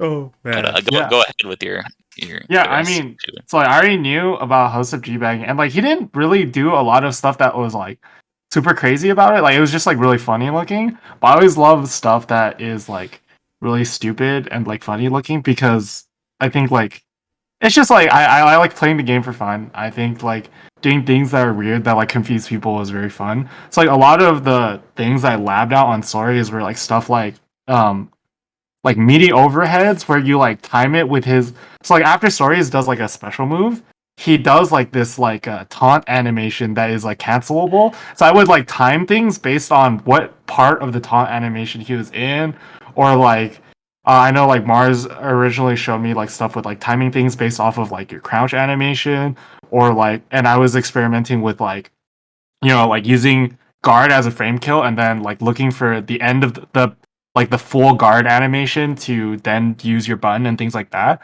So like I always look for funny things to confuse people, and I like that like subterfuge. So like I know in West Coast, like a big part of the meta that's developed with like Zom and like 2D is they're very reaction heavy on like throw teching, so they don't get opened up by overheads very often because they're reacting to the throw animation to detect the throw. And so I wanted to throw them and hit them and like open them up. So a lot of characters, their guard animation kind of looks like the throw animation if you're not like hyper focused, like because their throw animation, they like reach out their hands and they like grab you, right? And the G bag, they like reach out their hands forward to like block. And so I feel it's gotten a lot of people. I know at the dojo I think Kenran with it. I just like walked up, hit the guard button, and then overheaded, and they throw teched. Right. Yeah, so it's like I don't ever do anything with the intent of I want to be disrespectful. I just do things that like I mean, like I guess like disrespectful things can make your opponent play worse. So like in that sense, like to me, I don't ever mean it with like the intent that oh my opponent is bad or whatever. I just mean it with the intent of I want to make my opponent lose through like whatever means necessary. So if that is like faking an animation or like confusing them, I love doing it. Yes, and it does have its measures of legitimacy. You guys brought up Hosef, and like I haven't played Hosef in Grand Blue in a very long time, but I got the PTSD of like, yeah, that's something you would do all the time with freaking Grand, dude. It was just like I'm playing Catalina, and like I have my EXDP obviously was gonna air on blockable, and I'm just like looking for him, like, all right, when is he gonna jump? And then he goes into the air, and Grand is like. Yeah, he's like dabbing a million times in like 1 second. I'm like, what the hell is going on? And then I don't answer. I'm just like, purely because like I didn't know what was going on. It was like, why is he mashing the guard button? So it has its merits. Like, oh man. Okay. A short fun aside there, but I actually have a game. This is a new segment. Maybe it's like the only time that this segment will happen on the Crackin Atkins podcast, but we're here to ruin it. Don't worry. I'm sure it'll go great. All right. The name of this segment is going to be called Cap or Facts, which is just to take on the game of like true or false, right? I have 6 statements kind of written down here, and I just simply want to know if the statements that I have written down here are cap, right? If the embellishment, or if it's facts, if the statement there is 100% correct. And there's no right or wrong answer. The thing about these questions, thing about like these statements that they're open-ended, you know, it's just going to be kind of based on your guys' subjective thoughts of how you feel about these statements. You just got to simply tell me if it's cap or facts. All right. Okay. Okay, so ironically, this one was kind of already been covered in a sense, but the first statement number 1, Grand Blue Fantasy Versus is a great fighting game for beginners. Cap or facts? That's got to be a fact. Yeah, that's facts. Yeah, I'm a beginner, and it's treated me pretty well. Yeah, I think it does a good job of easing people in. Like, I mean, obviously it's got like the easy input specials, but even like the gameplay itself is like pretty easy to like understand the basics. But as with any fighting game, once you start to like once you understand the basics, you start to like try to figure out, you know, so okay, so I'm good at the basics, but why do I keep losing to this guy? Like, even though, you know, I understand the basics. So it's kind of I think it's been a great game for beginners. Yeah, I've been inclined to believe that that's also facts for sure. In fact, of like, I haven't had the situation of having to like introduce someone to fighting games, but like if I was looking to do so and they were interested in the idea of like, a more like ground-based, slower one, more like a Street Fighter-esque, I think I would tend to suggest Grand Blue before I suggest like actual Street Fighter at this point, just because of, like the cooldown system and like the easy inputs of everything and how well it scales up. I think it's kind of fantastic at that. So I have the similar sentiments there of like I also think that's facts. Okay, so that was a bit of an easy one. Going over to statement number 2. This has also been touched on a little bit earlier, but we'll see how this one goes. Grand Blue Fantasy versus Patches. Attack the fun aspect of characters too aggressively. Cap or facts? I personally think this is cap. What do you think, Shuaboo? I also think it's cap. I mean, it's like bias, right? It's like survivor bias, because it's like survivor bias because both of our characters keep getting buffed. I don't play a lot of characters who've been nerfed too. So there's there's Matera players listening to this podcast fuming at the mouth right now. Well, Matera, she got a little bit of changes in season 1, but I think she's overall much stronger than she used to be.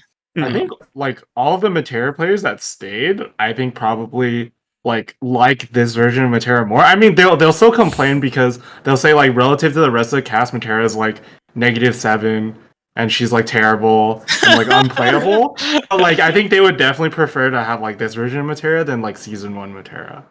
Right. No, and I think that maybe that the characters who get nerfed are some of the more popular ones.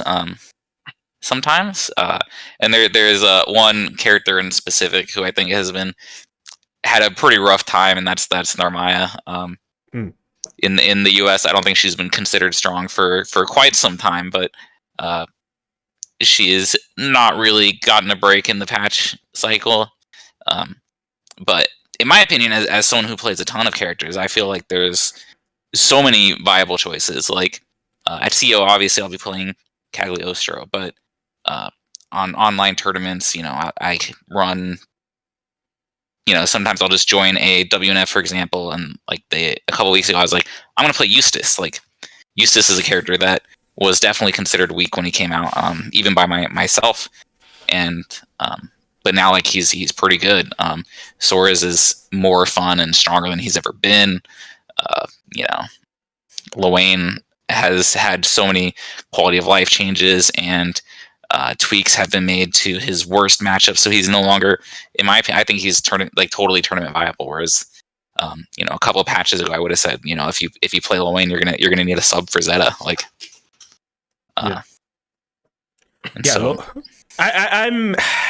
I'm such at a wit's end with Luane because he's by far my least favorite character to fight in the game. However, I'm happy he is where he's at because he's been struggling for a bit. It does seem like they finally brought him up to being. Yeah, I think personally, I think he's still a little bit on the weaker side, but he's more viable as a solo character than he's ever been.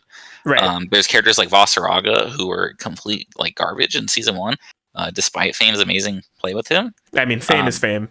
And I mean, Fame always wins. It doesn't matter what character. Fame has never been about what character he's playing. It's always been about it being Fame. Yeah. But yeah, Vasaraga is fantastic this patch. There's so many sick characters. They gave so many good quality of life changes to Henri. He went from being almost completely unseen. I feel like Shuaboo has to play against 3 Henris every tournament nowadays. Yeah. I definitely feel like I fight Henri I think that's my most played matchup in the past 3 weeks. So maybe, and I do think that the trend of Grand Blue patches has kind of been nerfs. And some people don't really like that, and I understand. It never feels good to be nerfed, dude. I wasn't happy about Grand getting nerfed, and I've been asking for Grand buffs since before Grand wasn't top 1. I've been asking for Grand buffs forever just because it's a funny room password, but. Buff Grand, and there's things that I think I would like for Grand to have back. I miss his combo structure from season 1. I thought that was super cool. There's changes to Belial, who I thought definitely needed to be nerfed. He got some changes to his combo structure, and JU's not super good even on hit now. I think it's still a pretty good move, but don't tell any Belial players I said that.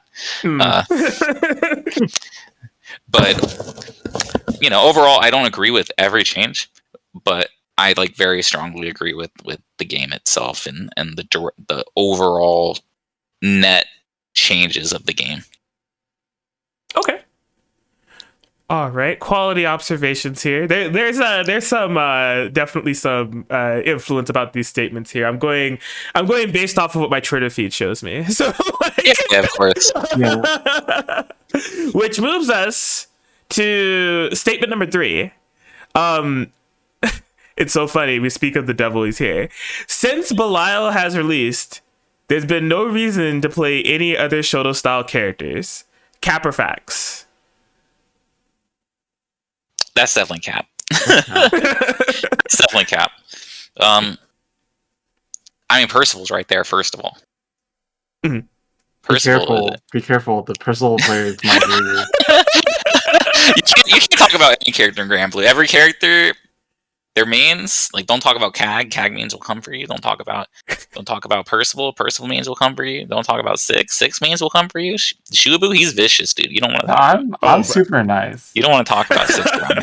It's always what's behind the smile, Shuaboo. I think Six is really good. Yeah. Yeah, no. I mean, I'm not saying that you don't think that. I'm just saying that you gotta watch what you say around people like you. Okay. No, but no. I mean, Belial was crazy good when he came out. I think that maybe like the release patch, you might have been able to say that. Since then, he's had a few tweaks. His JU is no longer as nearly as oppressive on pressure. Still makes a decent air stall. His 2L has been toned down a little bit, so even though it's still like a nice privilege that he has a 5-frame on-demand button, which is not something every character has. Lance being really the only other character, and debatably Narm, but her 5L doesn't really work that well for 5-frame stuff. And so maybe in the release patch it might have been a true statement, but since then, there was definitely like a strong period where Percival was at least as good, if not better. And I think all like the other Shotos kind of bring something else to the table. Cat, Gran, and Cheetah all have their own like unique flavors, and even among characters that might be considered low tier in Grand Blue, I think that they have like pretty varied matchup spreads. Mm-hmm. So even if you're playing a top tier, for example, and you also like maybe sub a low tier, you might find that there's some matchups where you just feel more comfortable running like the other character. Got it. Okay, that was a fun one. I have 3 more. Okay, so statement number 4. Season 2 DLC has provided the most interesting character designs in the game in comparison to Season 1 and base roster. Cap or facts? Who's in Season 2 again? I'll recap here. I think I got him. Season 1 started with Belial, or did it start with Zoe? No, Season 2 started with Belial. Season 2 started with Belial. Yeah. Season 1 started with Beelzebub, who was on release. I want to say Soras, Narmaya, Zoe, Narmaya, Jita. And then Season 2 had Cagliostro, Belial, Six, Eustace, and Henri. And Yule. Yule was Season 2 as well. I think on release, a lot of Season 2 characters were not that interesting or fun, but like after patches, like the current version of all the Season 2 characters, I think is a lot more interesting overall. Yeah, I think that especially for like UL had some like interesting pieces on paper, but she was maybe like a little bit too oppressive. Like she had one normal that was just kind of a one size fits all. Her release 5M was something else, really. The far 5M, right? Yeah, the far 5M. That button was hilarious. it really did everything for you. And so while it might be fun to press, it definitely was not fun to play against. I say that as a shameless release Yule player. Cagliostro was definitely like pretty undertuned on launch. Eustace was pretty undertuned on launch. Six is untouched. I like him a lot. Who was the last one? Uno? Henri. Yeah, Henri was really underwhelming on release as well. Like I think like almost half.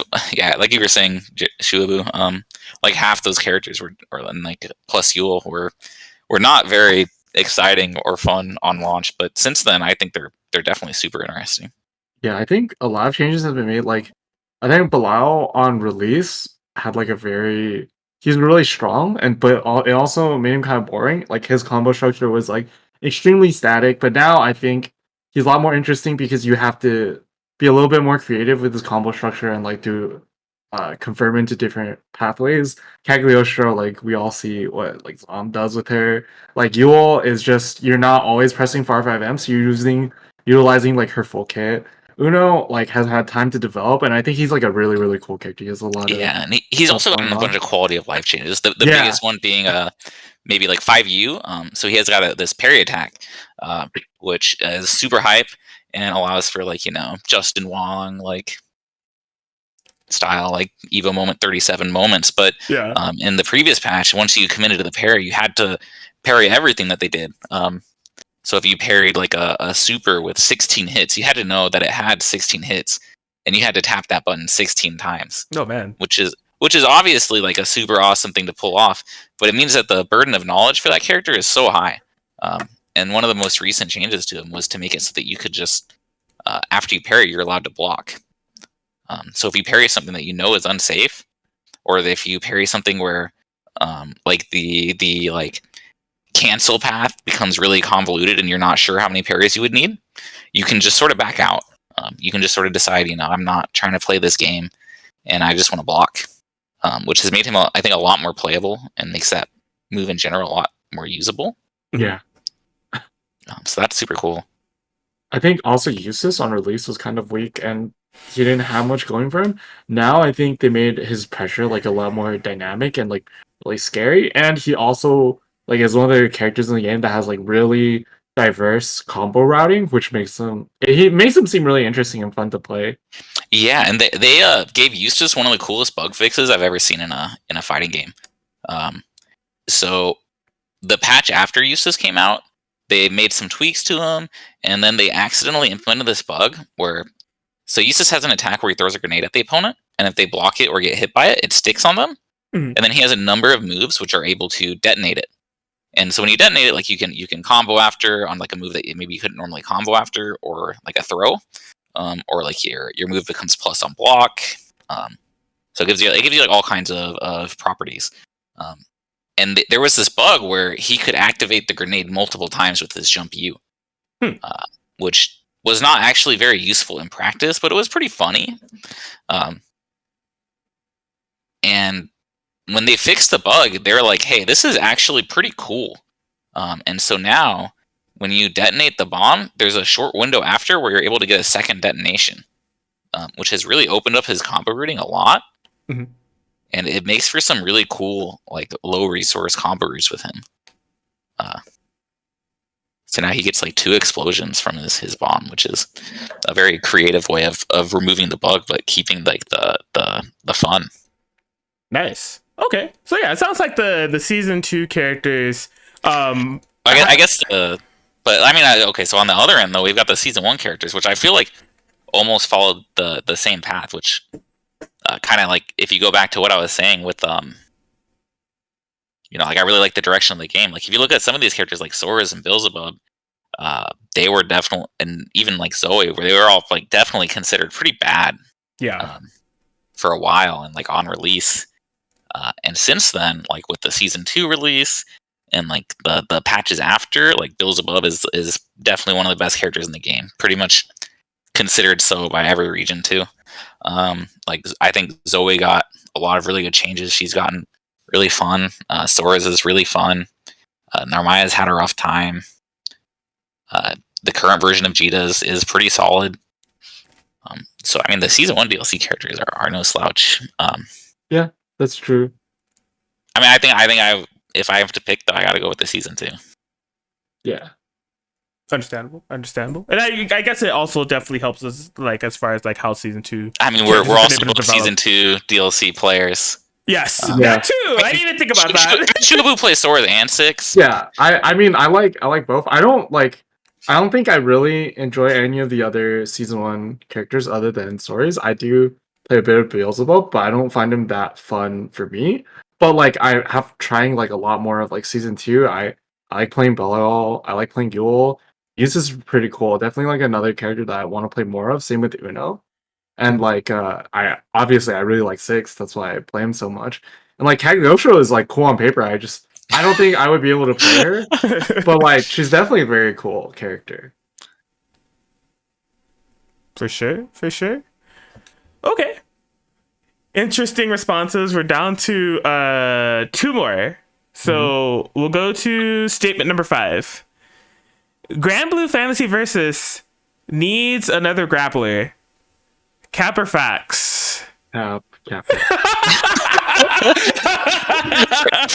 sanity, I gotta go cap on this one. For grappler players, it depends. So it depends. Would you consider Vasaraga a grappler?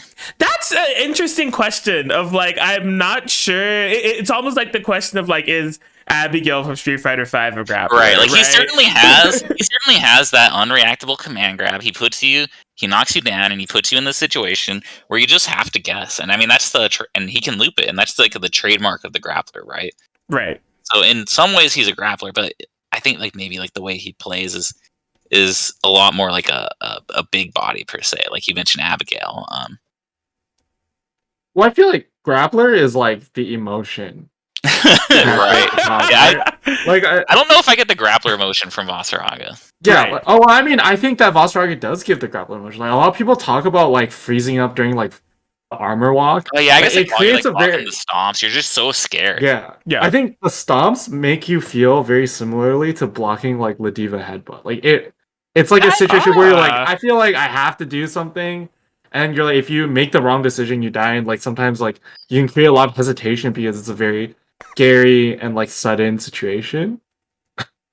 Yeah, I'll go with that. I think that I think that it wouldn't hurt to have another grappler, but at the same time, as someone who has to fight the grapplers, I can pass. I don't think grappler players even care. Like I feel like other grappler players like they just do whatever. I don't like it. If you make a new character, I don't even know if any of them would bother to learn a new character if they were a grappler. I feel like grappler players are like they're like constantly labbing weird stuff with Ladiva that like always doing it. I can't imagine they would like discard any of the stuff that they're doing. And also they're just like I feel like a lot of the grapplers that play Grand Blue, they're just all like, yeah, I'm a fields-based player, like I just do random shit, and then yeah, I do not have a super high opinion of grapplers, but I would, for my sanity, I would prefer it without. But I also don't think like a lot of people would play a new grappler. I think a lot of the grappler players that exist, I feel like they're very dedicated to like Ladiva. I think Vasaraga is like a bit more of like I guess because of that distance than what grappler players usually want. Because I mean, I guess like the draw of the grappler. I mean, other than like the high of getting like the 2 reads and destroying someone, it's kind of like they're on paper they're simpler characters, right? Like you don't have to necessarily interact with these strict timings. You instead you interact with like these characters neutral, right? Like you're constantly looking for holes in people's game plans. But I mean, I guess like Vasaraga is like kind of technical. He's got a lot of different combo routing. He's got like, I mean, he's got the grappler vibes, but he doesn't have the it's not like if day one we go and play Guilty Gear or something, and like neither of us had played fighting games, like the Tempkin can do 40%. He can just do one move and do 40%, but like Milia's got to do like 30 hits to do like 25% and then like get the knockdown and so on. And I think Vasaraga is not really like that. You can't just play him without knowing the ins and outs of the character. He's definitely a specialist character. Yeah. Whereas Ladiva has kind of scratched that, straightforward. I've got these footsies buttons. I've got this mix up tool. I've got this command grab, and you're gonna have to guess eventually. So I can see what you mean. That I don't know if another grappler would get played. On the other hand, I think that there's some pretty neat characters that might qualify as grapplers that could. Oh, that's the other thing. I don't actually think there's a lot of characters that would be grapplers from the Grand Blue IP. Yeah. They got to put in the Grand wrestling costume, dude. Yeah, but like the thing Yes. is, he's like Give Gran a command grab, buff Gran. It all comes back to Gran. Dude. Yeah, you can't tell me that it would be out of place or uncharacteristic to just do that. Just like, whoa, why would you take like? Hey, they gave Narukami a command grab. There you go. Narukami had a command grab, but then like also in the sense of like, why would you just like take the main character of the franchise, throw like a luchador mask on them, and then all of a sudden they're a grappler? It's this game called Pokken, like Pikachu. I mean, that's the Pikachu mobile game. Libre. That's the mobile game. If you're in the mobile game and Gran puts on a wrestling mask, he's a wrestler. He's gonna like SPD Titan or whatever. Like, There you go. I think that was an episode. I think I watched that on the TV show. So I'm here for it. Okay. yeah. I mean, if you want to add like 3 Gokus, like that would definitely work. But like, if you're not adding the main character again, or Belial 2, right? I don't know any other. Oh God! Never mind. Yeah, I mean, I don't necessarily think that they need to go out of their way to add a grappler. I mean, they might add more characters with command grabs, like similar to like Bossaraga, for instance. I mean, Belial has a command grab. It's not really like a essential part of his game plan. Percival has a command grab. I think he doesn't give off the grappler vibes, but like, you know, I mean, these tools are there. I don't really think we need a dedicated grappler. Maybe just you know, more characters with tools to open people up would be cool. Like guard breaks, command grabs. You what? Guard breaks? I'm sorry. I don't think he means strive guard breaks. Those are something else. But you pitched a nerve. I'm sorry. You said the wrong word. You said guard crush. There we go. Let's call them guard crush. Unblockable moves would be cool that don't necessarily have to be command grabs, but I guess in a way they would like potentially function. Yeah, I mean that's like Vossaraga's H follow up on his. Yeah, stuff like that. He's got this move that he can charge up, and you know if you are asleep at the wheel and you don't recognize it, you know it just breaks. You know, it puts you in a comboable state, and he just gets a full combo from it. But I mean it's pretty slow. You can dodge it, but yeah, you know I think just like stuff like that is pretty cool. Yeah, definitely. That stuff could be interesting.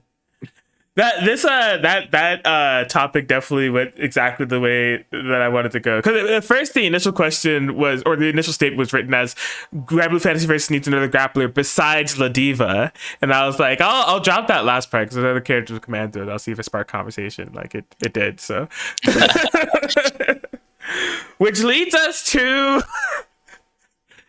this last statement, which might be ZomBmu. You said at the beginning, we might break this game, and like this game, I'm happy. The show used to be set up to where I would share my OBS rather than the Chrome that I have for you guys, as far as like showing things off, and so people would be able to see like my facial expressions.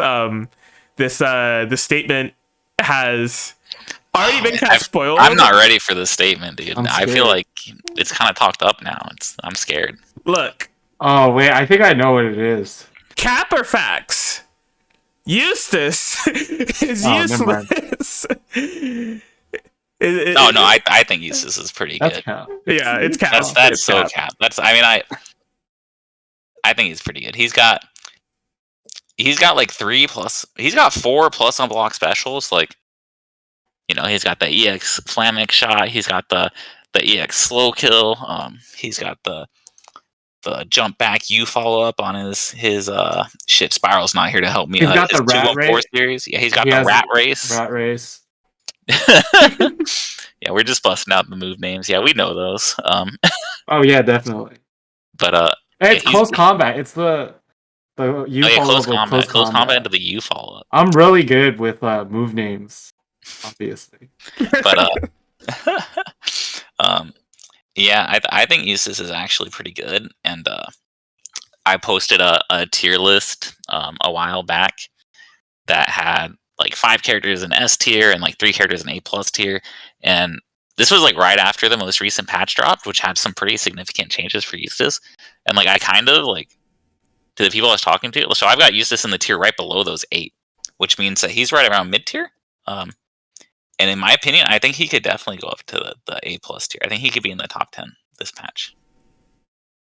Interesting. You Yeah. have some serious pressure. You just have to have good defense because he doesn't really have a lot of defensive options. But this game has pretty good system mechanics for defense. So I think he's out there. Makes sense to me. Yeah, just like that statement, just like I didn't realize that some of the previous statements were going to generate so much discussion about Eustace naturally. So like the entire time when we were talking about like, season 2 DLC and like solo style characters, like, well, Eustace got like this sick thing of like blah blah blah, and like all this crap, and I was like, crap, yo, that statement, like there's no punchline. They're already saying that like Eustace has got like I should have kept the initial sick statement of it was going to be a bit of a meme of like Grand Blue Fantasy Versus is a ground-based footsie-based fighter. But I don't know about that one anymore, dude. We got the Airstall pass. That's what everyone calls the season 2. Everyone calls season 2 the Airstall pass. Every single character, Belial, Cagliostro, UL, Onre, Eustace, Six, all these characters can change their air trajectories. So true. Yeah. So we call it the Airstall pass. It's great. Man. I mean, jumping's still hell scary, even when you got these air stalls, but it's definitely a little bit departed from season 1, where the most common character. I mean, that's cap actually. Most back in season 1, you still had Fairy, you still had Lance. Fairy's dive kick wasn't quite the same. Like, you still had these characters with air stalls. Yeah, I think ironically, I think air stalls is one of the biggest reasons that I still continue to like play Catalina. I just like having EXDP as like an option of like I get blown the hell up by air stalls. So right, like, a lot of characters have answers to like jumps that cover the air stalls too. So it's. I mean, I think it's still a pretty ground-based game overall, but there's certainly some characters with more freedom than others to jump. Yeah. True. Okay, so it didn't go as bad. I think the Capper fact section went pretty well. Thank you guys for your participation and your insight. That was some good stuff. I can now be armed as a Twitter keyboard warrior. If I see any of these statements on my feed, just go, hey, look, timestamp on this podcast. Shuaboo ZomBmu said no, and I'm inclined to agree, to be quite honest. Yeah, we got you, dude. We got you. Very cool.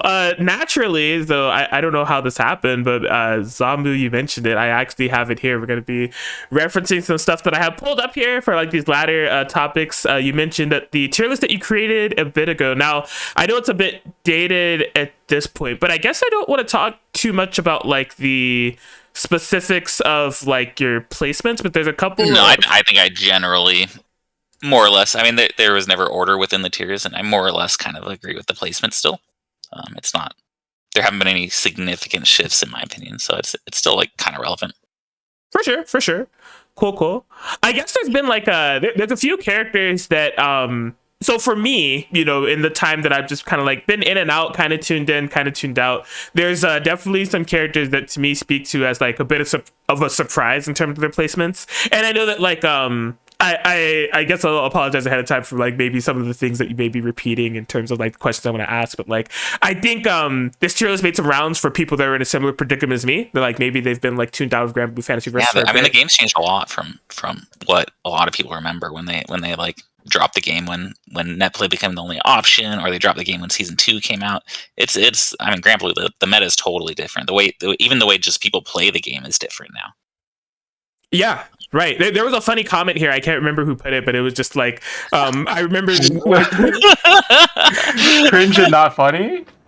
Is that the one? Which one? Cringe and it's a player from Europe who they have pretty different opinions of the strength of characters over there. The person that said cringe and not funny. Yeah, he said this post is cringe and not funny if it's a joke. Yes, I remember that one. I think maybe like Twitter hit it because it thinks it's toxic, which it kind of is, but it's really funny. Yes, I I remember that. There's like a lot of comments, but I do remember that one. I didn't know that was the context of it. That's actually hilarious. But the one that I had in mind was actually this one from Bell saying this was once the game where people said you needed a DP to be viable. Like I remember that time frame of like people kind of giving a lot of weight to invulnerable DPs, and now you like look at the top 5. It's like, I mean, Bubs has one, I guess, if you want to call that. Bubs has one, and like Six's counter is honestly better than a DP, except for maybe if you're fighting Ladiva. But yeah, I mean, I think the game is just changed in certain ways. So like a lot of like pressure has become a lot less autopilot. I mean, you don't see like the close medium like +2 with like Catalina or Gran anymore. So like pressure has been a little bit nerfed around, and like a lot of changes to characters have been changed in ways that make it so that if you have the knowledge, you're able to defend against them with just the system mechanics, and not necessarily needing a DP to like react to something. And you know, just lots of good changes that make the system mechanics more effective, and just getting better at the game and knowing when you can use the dodge and the roll, when you should mash, I think it's gone a long way to influence how the game is played. Makes sense. So I think there's 2 characters that I want to ask about specifically. One of them is obviously going to be Cagliostro. So with Cagliostro, the placement that you have here do you know the overseas view of like Cagliostro at this moment? Do they also have her rated this high? No. Okay. There's no way. There's no way. There's probably, I don't know, there's like decent Cagliostros in other regions, but there's none that have like overwhelming success like I do. And honestly, there's not really any with like even like you know, like moderate success. Every once in a while you see like one like maybe sneak like just outside like a top 8 in Japan or something, but not really like making waves or, you know, getting like you know, like some like pretty like big wins, like beating Score or beating Gamera or so on.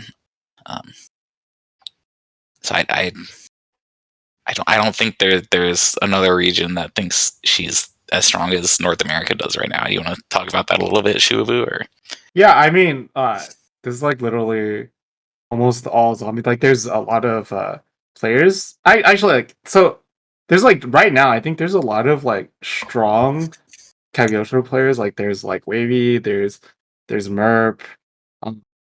I'm probably forgetting a bunch of Cagliostros that are gonna be really mad at me. But like, I think like for a period of time when everyone thought that she was bad, a lot of these players were not playing Cagliostro. Like Merp was playing Zoe, Wavy was playing Percival, and like everyone sort of gave up on the character, and then Zom kind of like played her, believed in her, and like sort of like defined the meta, and then like played her in a way where like all these other players that are definitely very good and like were solid Cagliostro players were then able to like adapt into their game plan. And now we have like this like menace that needs to be quelled somehow that we can't stop and keeps growing. Like more Cagliostros are like, I guess, emulating his style.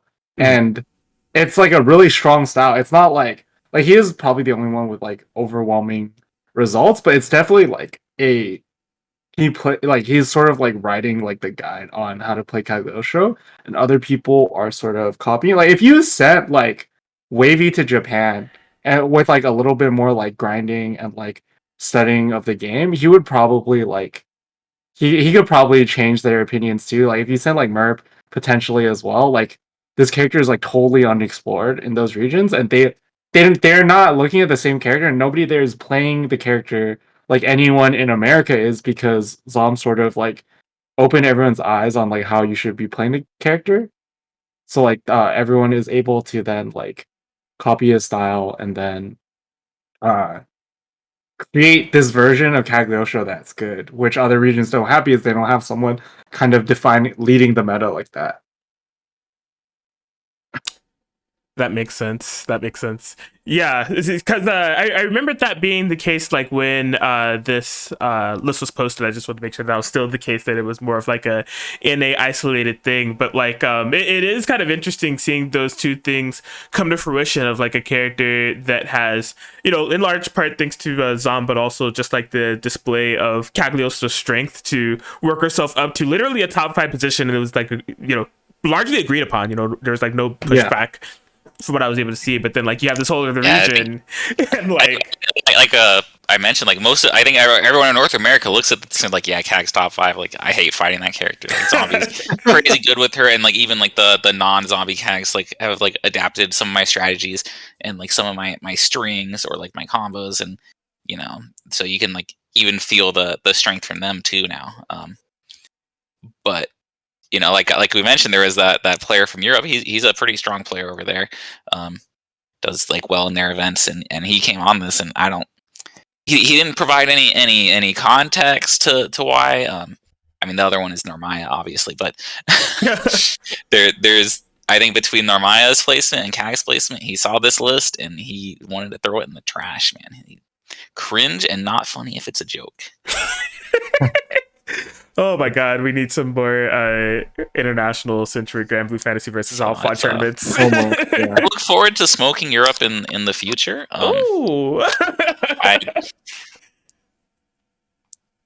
I think they'll think I suck, so they'll definitely think Cag is good after I get done with them. There you go. I like it. Well, so the other character I want to ask about on this list, in terms of like a fall from grace, and I mean, it's something that I have to mention here. You do have the letters here where it's like S, A plus, A, B. There's no C or D or like F tier characters or whatever, right? But like, in my experience of playing the game, the character the placement that kind of shocked me the most was actually Lancelot. Like, Lancelot has been like ridiculous in pretty much like all the versions of the game that I've played. What is kind of like in both of your opinions, the kind of feel for Lancelot here at the moment? Because he's pretty low. Well, he's like an A, Yeah, I mean, I'm not sure if Shuaboo necessarily agrees with my placement here, and I think that this is maybe a little bit controversial in North America. We don't have a ton of strong Lance representatives who are like super active. Mm-hmm. Like we've got a couple, but it's you can never like get a feel of how strong characters from just one player, because then you always have to ask yourself, like, is it the character, is it the player? So like I think like before like other Cagliostro started emulating me, that there would have been more debate on whether Cagliostro was strong or not, or if it was just like me like putting in the work. Mm-hmm. So I think that's become more agreed upon because there's a lot of Cags emulating me, but there's not really like that same presence for Lancelot. He's really, really rare in North America. And I have some general opinions about him having like relatively low damage. I think his neutral is like pretty good. I mean, A tier here is pretty strong. I mean, there's some real killers in here. Like I talked about how strong I think Eustace is. I talked about like Percival. I talked about like Yule's solid. I mean, I guess I could just list all the characters in A tier and say I think they're all really solid, but right. And this isn't ordered, so I wouldn't necessarily put Lance at like the bottom of A tier. But I just think that overall his options are like relatively low damage. He's got some great escapes from the corner, but compared to like previous patches where he had like looping, fireball knockdowns. He had like the on release, he could combo a medium into like 6/6H and get like a huge damage confirm. Nowadays he gets like medium into Rekka. People have gotten better at dealing with turbulence over as time goes on. So just in general, I just think he's like a very like middling character. Like a great player can definitely make it work. He's got strong tools. He's got the amazing 2U. 6/6H, great move still, despite the speed nerfs. Even if you don't have the looping Oki, like he still has like safe jump setups, and the first knockdown is obviously still very good. And sometimes you get some like free hits on that maybe like other characters don't necessarily even have. So yeah, I think he's still like a solid pick. I wouldn't tell someone not to play Lancelot like if they were trying to win. but I just don't think he's a dominating force. And I mean, part of that might be North America. Maybe at Frosty Faustings, I'll eat my hat. Like when Score comes in from Japan and just demolishes everyone and shows us that we don't understand Granblue and we have no idea what makes the character strong. So. If that is the timeline, I can't wait to see it. That would be sick. That would be. Really I just love learning about this game. So like, if he comes and like shows me like something totally new about the game that makes me change my opinion on Lance, that's exciting. Like, yeah. Awesome stuff. Shuba, did you have anything to add on the Lancelot topic? Yeah, I guess I sort of agree with his playstyle. I don't think Lance is particularly strong. I think the things I value in this game, like Lance doesn't have too much of. Like he does have very fast walk speed, which is nice, but I feel like he's a character that like unless you get knocked down, he like all of his options are very easy to react to or not very threatening. He doesn't have a lot of things that leave him like in throw range, and plus he doesn't have like huge damage options to like stop you from mashing or like challenging. His best like quote unquote like mix up before a knockdown is like just canceling into EX Fireball, which is like pretty reactable. So it's just like I think he's a character that's not very threatening to down back till he knocks you down. And then even when he knocks you down, I think his set play is like solid, but still not like overwhelmingly strong enough compared to some other characters. It's not necessarily like Fairy, for instance, where like Fairy can definitely smoke you on a knockdown.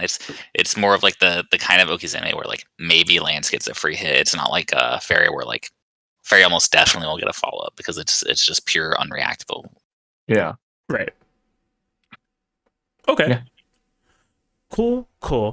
All right. So that clears things up a bit for me in terms of just like getting back in the swing of things. Those were like the two big characters that I had questions about. I had questions about others, but it kind of got naturally covered in like other topics, so I don't want to like rehash things. And I mean, all in all, it's been a great conversation altogether to just kind of really get a feel for like Granblue Fantasy Versus and what's going on and keeping me afloat and like learning a little bit more about you guys as well. So I greatly appreciate it. But it's been all too serious. It's been all too serious. I want to have some fun. Okay. So I have two Twitter posts up here that I had to go into the memory banks to find, but I remembered seeing them when they popped up on my feed. And, you know, if you guys just want to provide any context, I mean, anytime I see one of these and I have guests on the show that they're a part of it, I'm going to pull it up. It's going to happen. Iceberg memes, baby. What is like... You guys have two of them. You guys have two iceberg we got memes. everyone for the PC. Yeah, it's like a PC and like a PS4 one. Yes, there's like, okay, so some of these I remember. And one thing that I want to point out that I think is hilarious is that the Street Fighter versus Arxis 10v10 is like very close to the bottom for like both of them. Yeah, well, I mean, part of that is I mean, I kind of mentioned how like so many people started with this game. Like so many people started like in the pandemic, like after that happened. So like they find out about it later, which is pretty interesting. Whereas I think like most of the people who were playing the game when it came out, like probably watched that exhibition and then like dropped the game when the pandemic happened, right? So it's kind of interesting that it's that low, but it kind of makes sense if you're in the community like that. Right.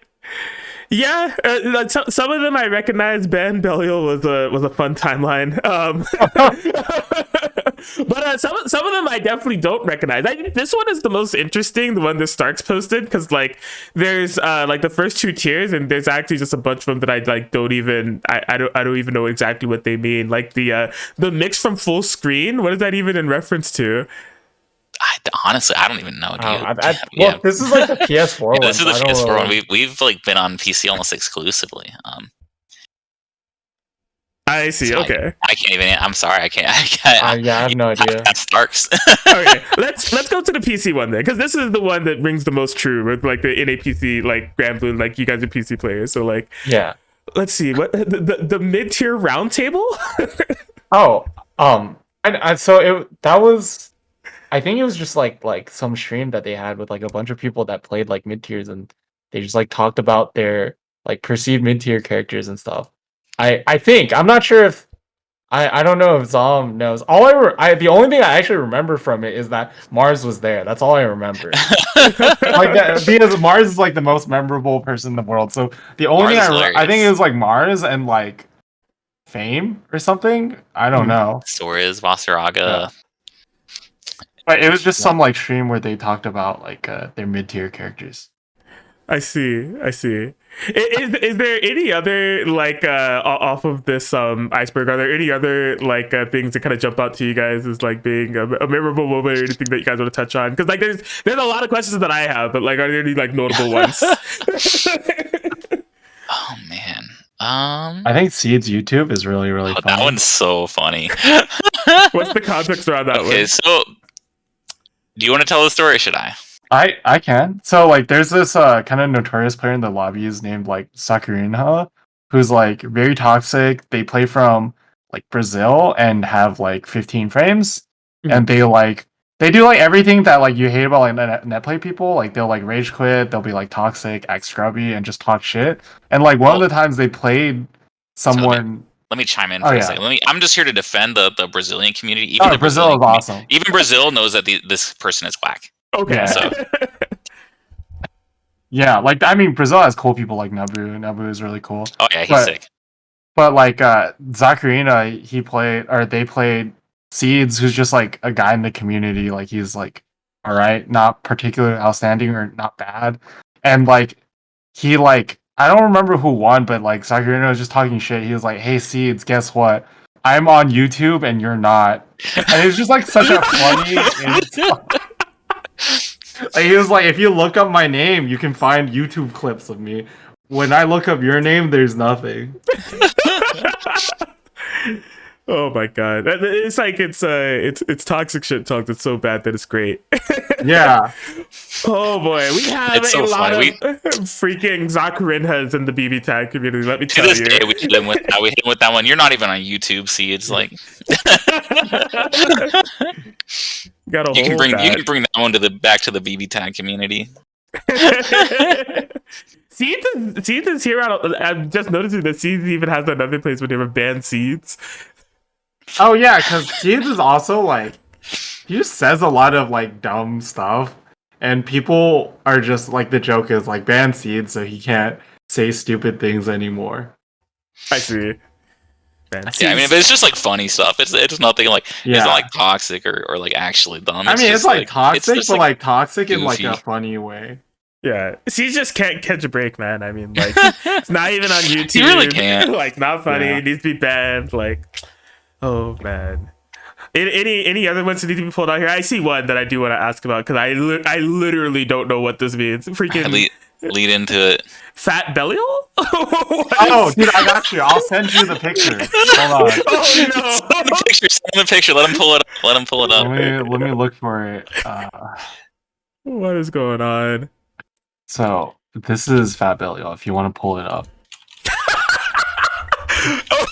Okay, this is pretty good. Okay, let me.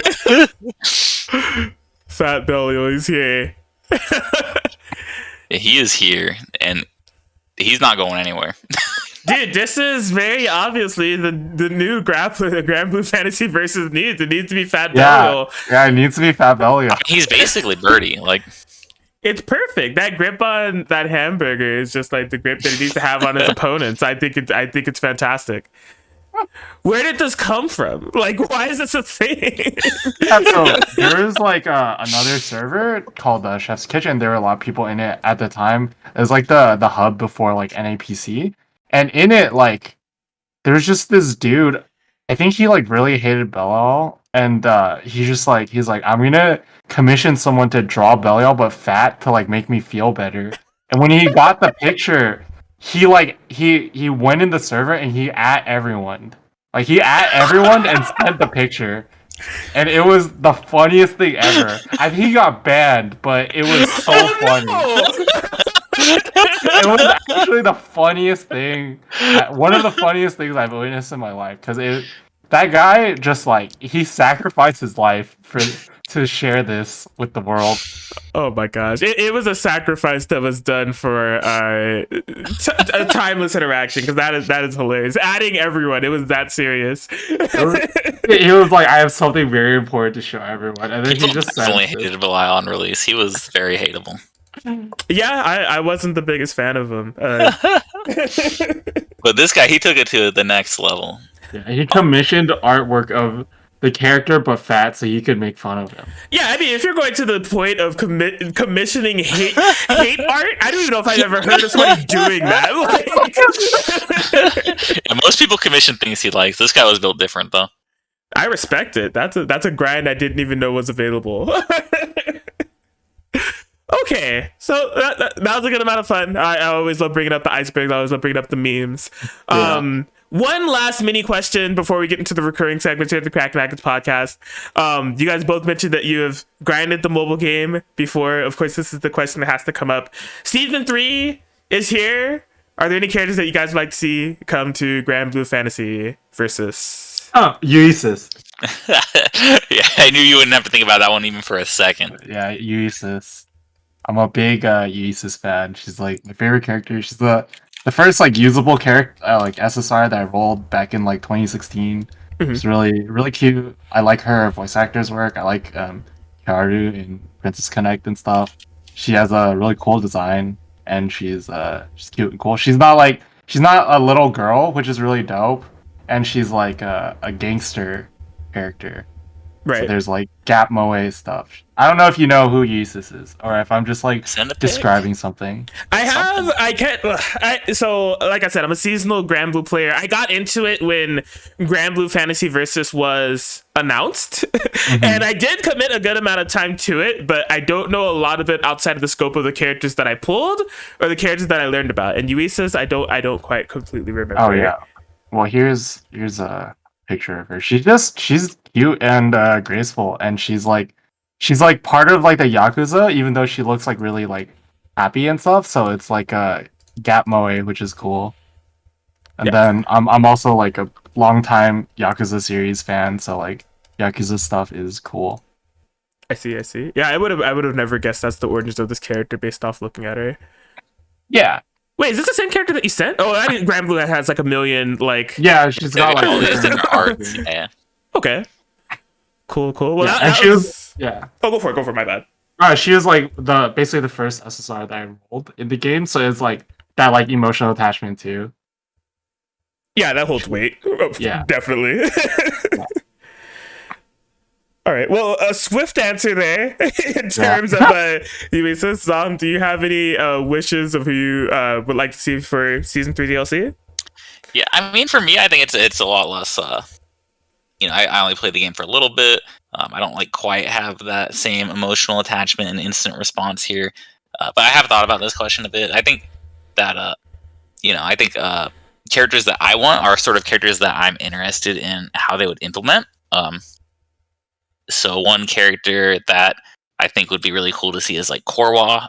She's like a dressmaker. And so I don't really know what they would do with her because she's like a buff character in the game. She buffs your team. Right. So I think that they'd have to get really creative to implement her. So that's Korwa. Yeah, I'm familiar with her because something I forgot to mention. I did play Shadowverse. Oh, right. Yeah, she was a core card in Shadowverse, and she had some type of like a stacking feather system going on there. So she may be like a resource based character. Yeah. So in the game, she like sort of like builds up stacks over time, and then you expend them to place buffs on your team. So I think that. I mean, I don't know. I don't have an idea of like how this would even be implemented, but so I think it'd be really fun to see what the Grand Blue versus team like comes up with. Mechanically, I think a character that like manipulates meter would be pretty cool. Like, there's a bunch of characters in the game that like can generate their meter or like spend their meter on different things, or like a steal meter even. So I think like some of those mechanics might be kind of cool. Like, I know there's characters that have like different resources to manage, but it'd be cool if there were characters that like had more things to do with the core, with the like super bar. Yeah, with the super bar, where like they can spend part of it to like I don't know, buff or do like certain moves, or they can like steal meter, or they like a lot of there's like samurai characters where they have 200% max bar. So like a character that could like hold 200% bar, so they could super Do twice. like 2 supers in a combo. That'd be pretty sick. Yeah, I feel like that'd be cool. Yeah, and I think the other archetype that is missing from Granblue, perhaps on purpose, is like a puppet character. So I think like Sarah would be super cool. She's kind of got like this like Earth stand type thing going on. No H, but yeah, the first one there. Oh, I got it. Oh, I remember her. Yeah. Yeah, she could be interesting. Like that could be really cool because like it's like an archetype like completely missing from Granblue. So a public character could come out and ruin the game for everyone. Basically, because that's what they do. But it'd be really fun for a while. Yeah. Man, you might be speaking this into existence. I might have to clip this and have it as blackmail. Like, the only reason why Sarah has came to the game is because ZomBmu wished it to fruition. Well, I was just kind of like, what kind of archetype is missing from Granblue, right? So, like you mentioned, like grapplers, like there's like Ladiva though, and there's other like semi grapplers, but there's no puppet character. Like, there's not even anything like resembling it. So I mean, this might not be a puppet character, like ultimately, because maybe that's like not their vision for Granblue, but it'd be like almost like a Persona character, maybe, or like like a JoJo's character where you have like a stand, and I think that could be super cool. I could see it. Okay, some interesting suggestions. I have 3 that I would like to see. I mean, like when people would ask me this question initially, the answer would always be Vera. But Vera's but she's coming. Yeah, she's finally coming, so I don't have to say that anymore. Which allows me to expand onto like other characters that I like. A character that's like not coming, I don't think, because she's in the stage. She's a stage. She's literally a stage. Like I would love to see this character as well, but I've given up on her. Yeah, that's it. So you feel me? Like, it's just not happening at this point. Yeah. But she's a stage. They've leaned into like the primal aspect of her, not the fighter aspect. Yeah, but if Rosetta made it in, I'll mourn. It's fine. Basically, I'd be happy if she made it in. But as far as another 2, there's another character I don't know if she's getting in, but like because of Eustace. But Silva is like one of my favorites. Yeah, I remember like right before Eustace come out, they're like, dude, they gotta put a gun character. Everyone's like, it's gonna be Silva. It's gonna be Silva. Yes. And then Eustace comes out, and everyone's like, we're never getting Silva. Yes, exactly. These are some tragic wishes for you. That sucks. I'm so sorry. He got his first choice. He can't be that sad. He's got Vera. I guess, yeah. Yeah, I mean, like, Vera was always the number one. Like, it wouldn't ever get to me talking about like Rosetta or Silva, because just like I want Vera, so right. I'm not too sad. If we're being real, like a character that like I haven't even mentioned that like has never been in the conversation, but it's like my actual favorite Granblue character is Delafie, but like she's way too obscure. I liked her because she was like my Shadowverse character of like the DLC. I like her a lot too. I feel like is she really that cool. obscure? I don't even know if she's she's like a less popular character because the unit is not very good. That makes sense. Yeah.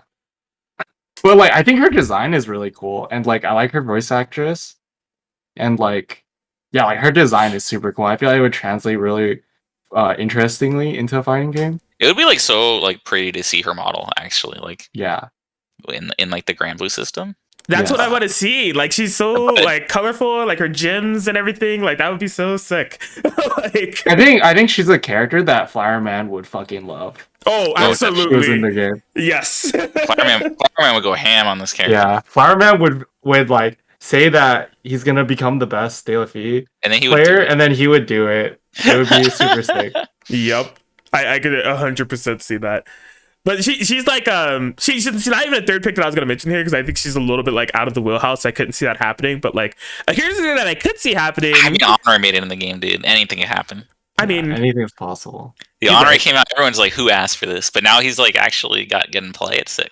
Well, people are still saying it though, even though he's getting played. Yeah. Who asked for this? Oh, I don't know. Maybe all the people playing him. I know that's how I felt. Eventually, I was just like, yo, Andre. Like, no, I think we're all there. I think even the people playing him probably thought that. No, I thought he was hype. When I saw it, I was like, this is so sick, because it's so like, it's so out there. I love like, it's so like no, I think it's unexpected. hilarious. and like I actually really do like the character. I think the character is super sick. I do. I also think it's cool that they. I mean, obviously, this is sad for people who like popular characters. I think it's cool that they're not just like going down like the popular character list. Like, Right. Like obviously, most of the characters that made it in are pretty popular, but like they're not afraid to like go a little bit out of like the comfort zone to like because like they have like an idea for like this cool like zoner with like a massive sphere. They're like, this is sick. Like, we'll make this like cool ass character with like counters and shit in Grand Blue. Like, it'll be sick. We could be having like 3 Grands and 4 Narmayas, but instead we have like all these different characters, which is really cool. Yeah, I appreciate that experimentation as well, especially with a IP so like rich and so many characters with a franchise like Grand Blue. You could have like an 80 character roster for Grand Blue, and someone would still be missing. Like, yeah, you could have 80 characters, and there's still be like a super popular character that sells thousands of Dakis a day that like is just not in the game. It's you're spitting facts right now. Oh man, but oh yeah, the final character, which does actually have a possibility. Like I actually, I love Eliza. This character is not in yet. Eliza is like, she's a shoo-in for a fighting game, right? I mean, like her and Feather though, right? Like, right. Oh wait, add another fist character. Since you brought up Eliza, I gotta throw in my other waifu is Frau. Fraux. She's basically like she's like very similar. Like if she were in the fighting game, she'd be very similar to how you would imagine Eliza is. She's like you can look at like her second art. That's probably more indicative of like what you expect. She's like she's like a kick character. She's like a kick character, and she has like a stand kind of thing. Oh, this looks like sick. Yeah, she would be so sick in the fighting game, and like it would fill that like Eliza niche while like you because like if you add Eliza, people are gonna be like, oh, she just like punches stuff. It's like whatever. But then like Frau adds the extra dimension of like the summon thing. Yeah, this it looks like a fantastic pick of like exactly as you said, like kick based, and there's like a summon going on here. I'm a fan. Yeah. Yeah, there's way too many cool Grand Blue characters, so I'm like really hoping that along with Vera, like we don't actually have a season 3 confirmed. I think a lot of us are really feeling that it's gonna happen. Mm-hmm. Like right now we have Vera +1 confirmed. Right. So I hope they're all just errands. I love errands. But yeah, it would be sick to see another season pass, and then I don't know, maybe like eventually like a GB versus 2 or like a super GB versus with even more characters. Like there's just way too many cool characters in the Grand Blue franchise. Yes, that could almost be another podcast like on its own of just talking about like all the cool characters that are in Grand Blue. Yes. Absolutely. But for now, for the sake of this podcast, I know we have definitely hit like a 2-hour and 25-minute mark, and it's been some time. We've been going. Yeah, so time flies when you're having fun. It's true, and this has definitely been a fun one, talking about Grand Blue Fantasy Versus, mixing it up a bit here, like it's been a lot of and for good reason. We've had some very great BB Tag episodes on an international basis, like even reaching like the Argentina and Brazil scene and everything. But like I'm a pretty I'm kind of all over the place in terms of like the games that I play, and like like I said earlier, this was definitely an episode that I had planned for a while, and this just somehow ended up being the perfect timing, even from like the initial time that I asked you guys to be on. So I thank you for joining me, but we can definitely kind of wrap things up here, go on to our recurring segments here at the Crackin Atkins podcast. There's 2 of them as always. The first one is going to be no, let me grab some water. First one's going to be the show yourself section. So this is where we're gonna go from left to right and kind of say just show ourselves, say what we have going on, where you can find us, and everything that's going on with us. So I'm gonna be starting first here. What's up? What's good? What's cracking? My name is Crackin Atkins. This is the Crackin Atkins podcast. You're able to find it on Spotify, SoundCloud, and YouTube. All under the Crackin Atkins podcast name. As far as where it can be found, Twitch, Twitter, YouTube, all at Crackin Atkins. As far as things that I have going on, so through Plus Frames GG, we've been running part of the reason why there hasn't been a podcast in so long. So I've been running a lot of damn tournaments. Like we've been running a lot of locals and online tournaments. Heatwave for Multi Blood, online and offline. Game Lab Guilty Gear Strive every other Thursday at Riverside Game Lab. It's all been great. Be sure to continue supporting us and tuning in or playing whenever you can. Festival of Fights is something big that's happening in February, and we got the recent news that Grand Blue Fantasy Versus is actually going to be on that lineup, so that's fantastic. But yeah, those are kind of like the things that I have going on.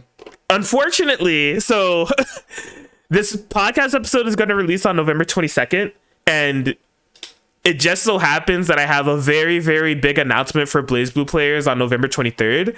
So I can't talk about it right now. Maybe at the time that people are announcement, let's go. Yeah, at the time that people are listening to this, like listening on release day, they're not gonna know what I'm talking about. But if they take a couple of days and they listen to it, they'll know what I'm talking about it. But yeah, if you're listening to this on release day and you like BlazBlue, I have a very big announcement on November 23rd, and if you're like in the West Coast area, you'll want to stay tuned. There's some stuff coming, but yeah, that's about all that I have as far as like shilling myself and what's going on. As we're going to be kicking things over to Shuaboo. Shuaboo, go ahead and show yourself. Where can the people find you? Cool, yeah. So I guess I'm just on Twitter at Shuaboo. Not doing too much. I guess just trying to come out and support like SoCal scene. So Festival of Fights, dude. Festival of Fights. If people want to come out, it would be really awesome if everyone in SoCal came that wants to play Grand Blue, wants to watch Grand Blue. If other people from other regions, other areas wants to come, we'll definitely welcome you. Also, this is like something that's in the works. I think I'm allowed to say it, but like we're going to be trying to start hosting Grand Blue monthlies that also at Riverside Game Lab. So I think the first one we're aiming for December 11th, which coincides also with the Multi Blood monthly. I think yeah, so it's we're trying to do like a Grand Blue monthly and trying to get more offline stuff coming out. So just if you're in SoCal, it'd be really nice to get games in on Grand Blue and just hang out and grind the game together. It's just like it's really awesome when you have people in your region to play with that to get better with you. It makes everyone in the region a lot better. Hell yeah. And thanks for mentioning that. That was something that no, you're definitely at liberty to say that. It was something that me and shout outs to Paul had like briefly awesome. Yeah, we briefly kind of like touched on it a little bit earlier in the day, but like I basically work during the day, so like we never get like fully in depth on topics. But he had said like, yeah, it looks like we might add Grand Blue as part of Heatwave, and I'm like, dope, let's fucking do it. Definitely, that'd be awesome. So yeah, looking forward to that December 11th. Looking like that's gonna be the first one where we have Grand Blue Fantasy Versus and Multi Blood type Lumina. So hope to see you guys come out. And then of course Festival of Fights, that's going to be an awesome major that's happening for a whole bunch of games. There's Guilty Gear Strive, Smash Ultimate, Dragon Ball Fighters, Marvel vs. Capcom 3. I'm missing one. Multi Blood and Nickelodeon All-Star Battle. Yes, there you go. There you go. Two. Yep. And pinball. And pinball. Yes, there's a lot of. Yeah, of course, I mean that's the main game. Yes, yeah, pinball's popping. Yeah, it's like 150 people signed up for pinball, and like 70 people signed up for fighting games. Yes, but those numbers are going to change very soon. Yeah, for sure.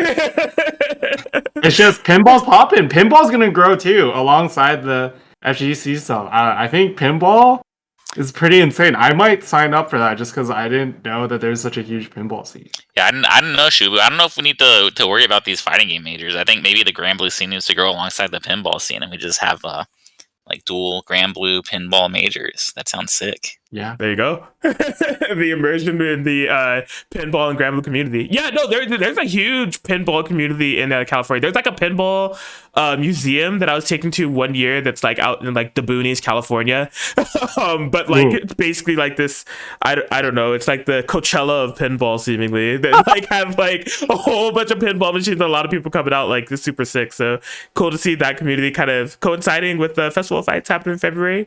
Should be cool. Yeah, tossing it over to ZomBmu. ZomBmu, go ahead and share yourself. Where can the people find you? Yeah, I mean, I'm ZomBmu. You can find me on Twitter at ZomBmu.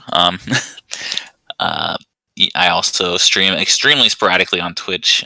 Also the same username, ZomBmu. Mostly replay analysis for Granblue. I try to do that like 4 times a month, maybe. And have like a community submission where you can submit your VODs and I'll go through and like offer advice, like playstyle changes, note like spots in the match where like the tide might have changed or that I feel like the decisions could be made better. So I'm just trying to help the community grow a bit with that. And of course, I gotta shill our Discord server, the NAPC competitive Granblue versus Discord. I don't know if we can like put the link in the comments or something. This is definitely where all the Granblue players are hanging out these days. If you're having trouble finding games and you're trying to improve and really want to get involved, we're keeping things alive in here and would love to have you. And then also shout out to the guys at Winter Showdown in Akihabara. I'm going to be running a Granblue side tournament there. Well, I guess they promoted it to a main tournament, and that's going to be in late March. Let me see if I can pull up the link for that real quick.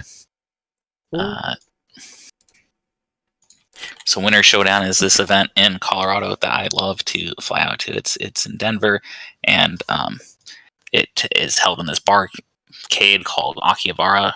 They have so many cool games. And the bar is sick, and the people in Colorado are sick. So, hoping to get a showing here for Granblue as well. But they have plenty of other games too. I mean, pretty much every game that you would expect to see at a fighting game. Oh snap! KOF 50. Oh man, I might go to this. Yeah, and they love KOF there. And they also love Third Strike too, as like a sort of like a regional special. They love Third Strike here. So nice. Very cool, very cool. Well, thank you for sharing that with us. And I'm going to make sure to definitely have the link to the Discord server in the description. And also I'll throw up something in my video editing of like the Discord server as well. So yeah. Yeah, awesome. Thank you. Awesome stuff. Well, perfect. Thank you guys for the shills. Thank you guys for your company. We just have one last thing that we need to do here. It's going to be the captions section. A big reason why the podcast even exists is because of this very own section where each of us are going to give a anime and or music recommendation to be added to the communal playlist that we have here. So we have our Atkins Captions Spotify playlist over here. You can find it there on Spotify. Leaking a bit of what I've been listening to recently. I'm on the Trash Taste podcast. Listen to their most recent episode with Maury, which has been great. But and the My Anime list. So there's also the My Anime list. So you can see all the previous recommendations there from guests that we've had on the show. Be sure to follow along with those because this has been one of the sickest things about the show. And we're about to add some new recommendations courtesy of me, Shuaboo, and ZomBmu. And I'll be kicking things off here with my caption, which is, if you know the foundation of the show and you know the foundation of the captions list, I'm usually always going for music recommendations. And like there's been a lot of great music that is released recently, but I've just been so busy, and I like to kind of like have a clear like space to like dedicate to listening to a new album, and I just haven't been able to make that space recently. Like there's a new James Blake album, there's like all these new albums from these artists that I really like, and I haven't been able to clear out the time to really engage with them. But I have been watching a lot of anime recently, so there is an anime recommendation that I'm going to make. It is completely off kilter from the anime that I usually enjoy. There's actually a deeper story around this. So like I was how the hell am I gonna lead this? I was suggested to watch Bunny Girl Senpai, and I hated it. I was really not a fan of the ending. I loved a lot of the characters, but the main character Mai, I just found a little bit intolerable, and I didn't like it. And that was my first like kind of romance anime of that kind that I watched, and I was just like, I'll never do it again. And then so for some reason I got another suggestion of like, okay, don't give up on romance anime. You got to try Kaguya-sama, Love is War, and I'm like, whatever. And so I've been on that, and it's completely opposite. I love it. Like, so. Oh yeah, this show's a lot of fun. Yeah, this show's dope. Hell, Been following the manga since like 2013. nice. Yeah, I know that the new season, season 3 is like coming real soon. So, I'm just literally just getting into it. I have like no previous. Well, actually, so I had a little bit of previous context of the show in the form of like memes that pop up from the show, but like I didn't know they were from this show. Right. And they've been like, Everyone knows about Chica dancing. Let me. yeah, like Chica dancing, and then like even like the main characters like zoom in on his eyes when on the umbrella scene and everything. Like I've seen that reaction image a lot, but I didn't know it was actually from the show. But yeah, this is like a romantic comedy anime that like I really like the premise of. It's a little bit over the top in terms of like how they present things, and like it's like a competition between the two of them of not wanting to admit love because that's considered defeat. And like the way that they kind of tackle that in the show and the way that it's presented is really funny. It's really unique. I've had like some like really big belly laughs kind of watching the show, and it's very pretty, like pretty animation and everything. I love the characters. That's always a big thing with me. If like I can't find characters to attach to or like love, like I typically don't end up liking the show. I love every character in the show. It's just been really good, and I feel like if you're getting a romantic comedy suggestion in terms of an anime and it's coming from me, it's likely pretty good, because this is not my wheelhouse at all. But this show has been fantastic all around. And yeah, that's where I'm going. For people that have been like day one listeners, or even like if you've been around for like the Fleet days, like the anime wheelhouse has not really been my thing. It's probably expected to all be album recommendations, but I wanted to shout out the show because it's been great. But that'll conclude my caption. We're gonna hop over to Shuaboo. Shuaboo, you dropped your links over here. Go ahead and explain what you have here for bringing on to the captions playlist this time around. Yeah, so you said we could do like one album, one anime/manga. So I did that. So for the album, it's Cubic by Light. Light is like probably my favorite band of all time. This is probably my favorite album of theirs. They're a Japanese math rock band. I've seen them live 3-4 times. It's really good. The song track 7D is probably my favorite song of all time. It's just a super cohesive and awesome album. So like the whole album is amazing. Like if you ever have an opportunity to listen to this band, or if they're ever traveling to your town, which is kind of uncommon nowadays because of the pandemic, because they're overseas, but definitely give them a shot. Yeah, and then for the other one, it is the manga. So it's Food Court de Motashita, or See You at the Food Court Tomorrow. It's basically about, it's a really short manga that's basically about two girls that just they're like best friends that are really different, and they hang out at the food court after school every day because they go to different schools. And it's just like a comfy slice of life comedy. I actually have one of the two girls, Wada, as art on my controller, just because I really like the art of this manga. I really enjoy reading it. It's just a fun short read. Very cool. Perfect. Thank you. We could use more manga recommendations on the My Anime list, so I appreciate you coming through with the manga. That is fantastic. And I'm interested in the band as well here. You said math rock. I've heard some math rock, but I haven't heard a Japanese math rock band, so that'll be a fun listen. There's an amazing Japanese math rock scene. Awesome. Cool. Well, those will be added to the playlist, and we have last but not least here. So, oh my god! So wait. So before I hop over to you, I wanted to issue an apology. I just been mispronouncing your tag this entire episode, ZomBmu. I mean, really, it's up to the it's all in the eye of the beholder. When you did show yourself, I'm listening, and I'm like, Dude, he's not saying zombie. He's saying zombie. So my tag kind of stems from the word zombie, and so the mu was like added on later. But at this point, it's been mispronounced by so many commentators, so many people. It's actually really endearing to me, hearing all the ways that people have interpreted this sort of like mishmash of a name. So it's and even back when it was just zombie, people would pronounce it as zom, like the word bomb, and so on. And it's there is like a correct pronunciation, but I would rather just people pronounce it however they like, because I think it's kind of funny and just enjoyable, and it's like part of my brand at this point is that no one can pronounce my name. Got it. Okay, because you went through the show yourself section. I was listening, and I was like, man, that's 2.5 hours of footage. I just mispronounced this dude's name the entire. How amazing of a podcast freaking host am I? Joke about it that you call me ZomBmu unless you're a commentator, and then you call me ZomBmu. Yes, that's how it tends to go. It's a fun thing for me. So I'm very happy to be called pronounced however. Okay.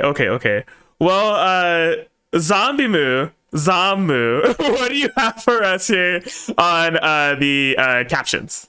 Okay, so I might have to drop you a second recommendation, because this one's not on my anime list, because it's not an anime, but it is an anime. All good. I'll still bring it up if you want to talk about it. Well, I recommend, and I'll drop another one for the list specifically. So this is called Thunderbolt Fantasy, and it's a Taiwanese puppet show. So it's a big production, and it's super cool. It's not really like anything you've seen before. It's sort of a what's the word for it? It's like a wuxia. Yeah, so like wuxia is kind of like maybe I might butcher this, but it's kind of like a cross between like martial arts and like legendary heroes. As far as like the genre goes, and it's like super cool. It just follows the story of this guy as he like enters like a new land and starts like interacting with all these like other like legendary like figures here, and like the way the story unfolds. I don't want to give away too much, because they do a really good job of like teasing you with information and sort of stringing you along during the first season, like not giving you all the answers right away. But it's really cool, and it's not. And like being like a Taiwanese puppet show, I mean, for me, it was like nothing I'd ever seen before, and it's a really unique experience, I think, as far as like, you know, a modern version of this goes. Obviously, Taiwanese puppet shows have been around for a long time, but not something that gets talked about here in the U.S. very often, I'm sure. Right. No, I saw this in a Giga video, and it definitely kind of caught me by surprise, because I was just like, this is unlike anything I've ever seen before. But it sounded really interesting. It definitely looked very interesting, and now that I've heard the secondary recommendation, it's going to be on my mind yet again. Yeah, it's super cool. It's pretty funny, and like the choreography for like the fight scenes is super dope. Highly recommended. And then if you want something that you can actually put on your my anime list, because they're being pricks over there and not including this, I'll also recommend this show here, Mawaru Penguin Drum. It's a Ikuhara film. If you're at all familiar, or not film, but series, if you're at all familiar with him, he did like Sarazan Mai, Yuri Kuma, what else? It was Utena is maybe like his most well-known work. It might not be his most watched work at this point, but it's just a really to me, like I'm always like, the art's beautiful. It has like really strong like motifs throughout it, with like different things like apples and various like sacrifices that the characters have to make. And to me, this is one of my favorite shows of all time. So happy to recommend this one too. Awesome. Well, I'll be sure to add that one to the list. And we're not going to let Thunderbolt Fantasy just kind of fall by the wayside. I'll be sure that it's at least linked in the YouTube description and the Spotify descriptions as well, if people want to check that out. Yeah, I mean, it's on Crunchyroll. It's anime. I mean, I agree. Look, if I'm not... Hold on. I think Ruby is on my anime list, and like... Ruby is like definitely here. The premise, like for them, like Ruby is animated, so it's anime. Whereas Thunderbolt Fantasy is not animated. It's it's a puppet show, and like there's CG involved, and like other editing tricks and stuff. But you know, it's mostly like a analog experience, I guess. But it is very cool, and it's the like the designs of the puppets aren't like the traditional Taiwanese puppets. You can actually see some of them as extras because they've got them like lying around. But all the main characters, like they teamed up with like Good Smile Company, who does all like the figures to sort of like make the more anime-ish designs. Mm-hmm. So yeah, super cool. Cool. Well, I thank you guys for the awesome captions that we'll be putting on playlists and telling people about one way or another. And most of all, I appreciate the time that you guys have been able to sit here with me on the show. This has definitely been a fantastic one. I'm glad to hear. This is definitely a jam-packed one. I have to check the archives, but this may be the longest episode that I've had so far. In a good way, because I feel like we were able to definitely capture some good topics here, and I appreciate you guys sticking with me. I'm looking forward to kind of like the further development and pretty much like the next chapter of the Grand Blue Fantasy Versus scene, right? Where we're getting back into the swing of things with like offline and really kind of getting to see this community blossom and like those East Coast versus West Coast and hopefully eventually international competition kind of coming into play. And if there's any indication of what I've been able to tell of playing against both of you and then also seeing both of you play, you guys are definitely going to be kind of great front runners, and I'm excited to see how you guys perform when it gets to that level of competition. But again, just wanted to say thank you guys for being on here. Yeah, thank you for thanks for having us. It was awesome. Awesome. Well, yes, that's going to conclude this 7th episode here of the Crackin Atkins podcast. I'm going to try to get one more out before the end of the year. My hands are full, but my drive is high to keep this podcast going. So I thank you all for your patience. And I will see you all next time. Thanks a lot. Yeah, take it easy. Yeah.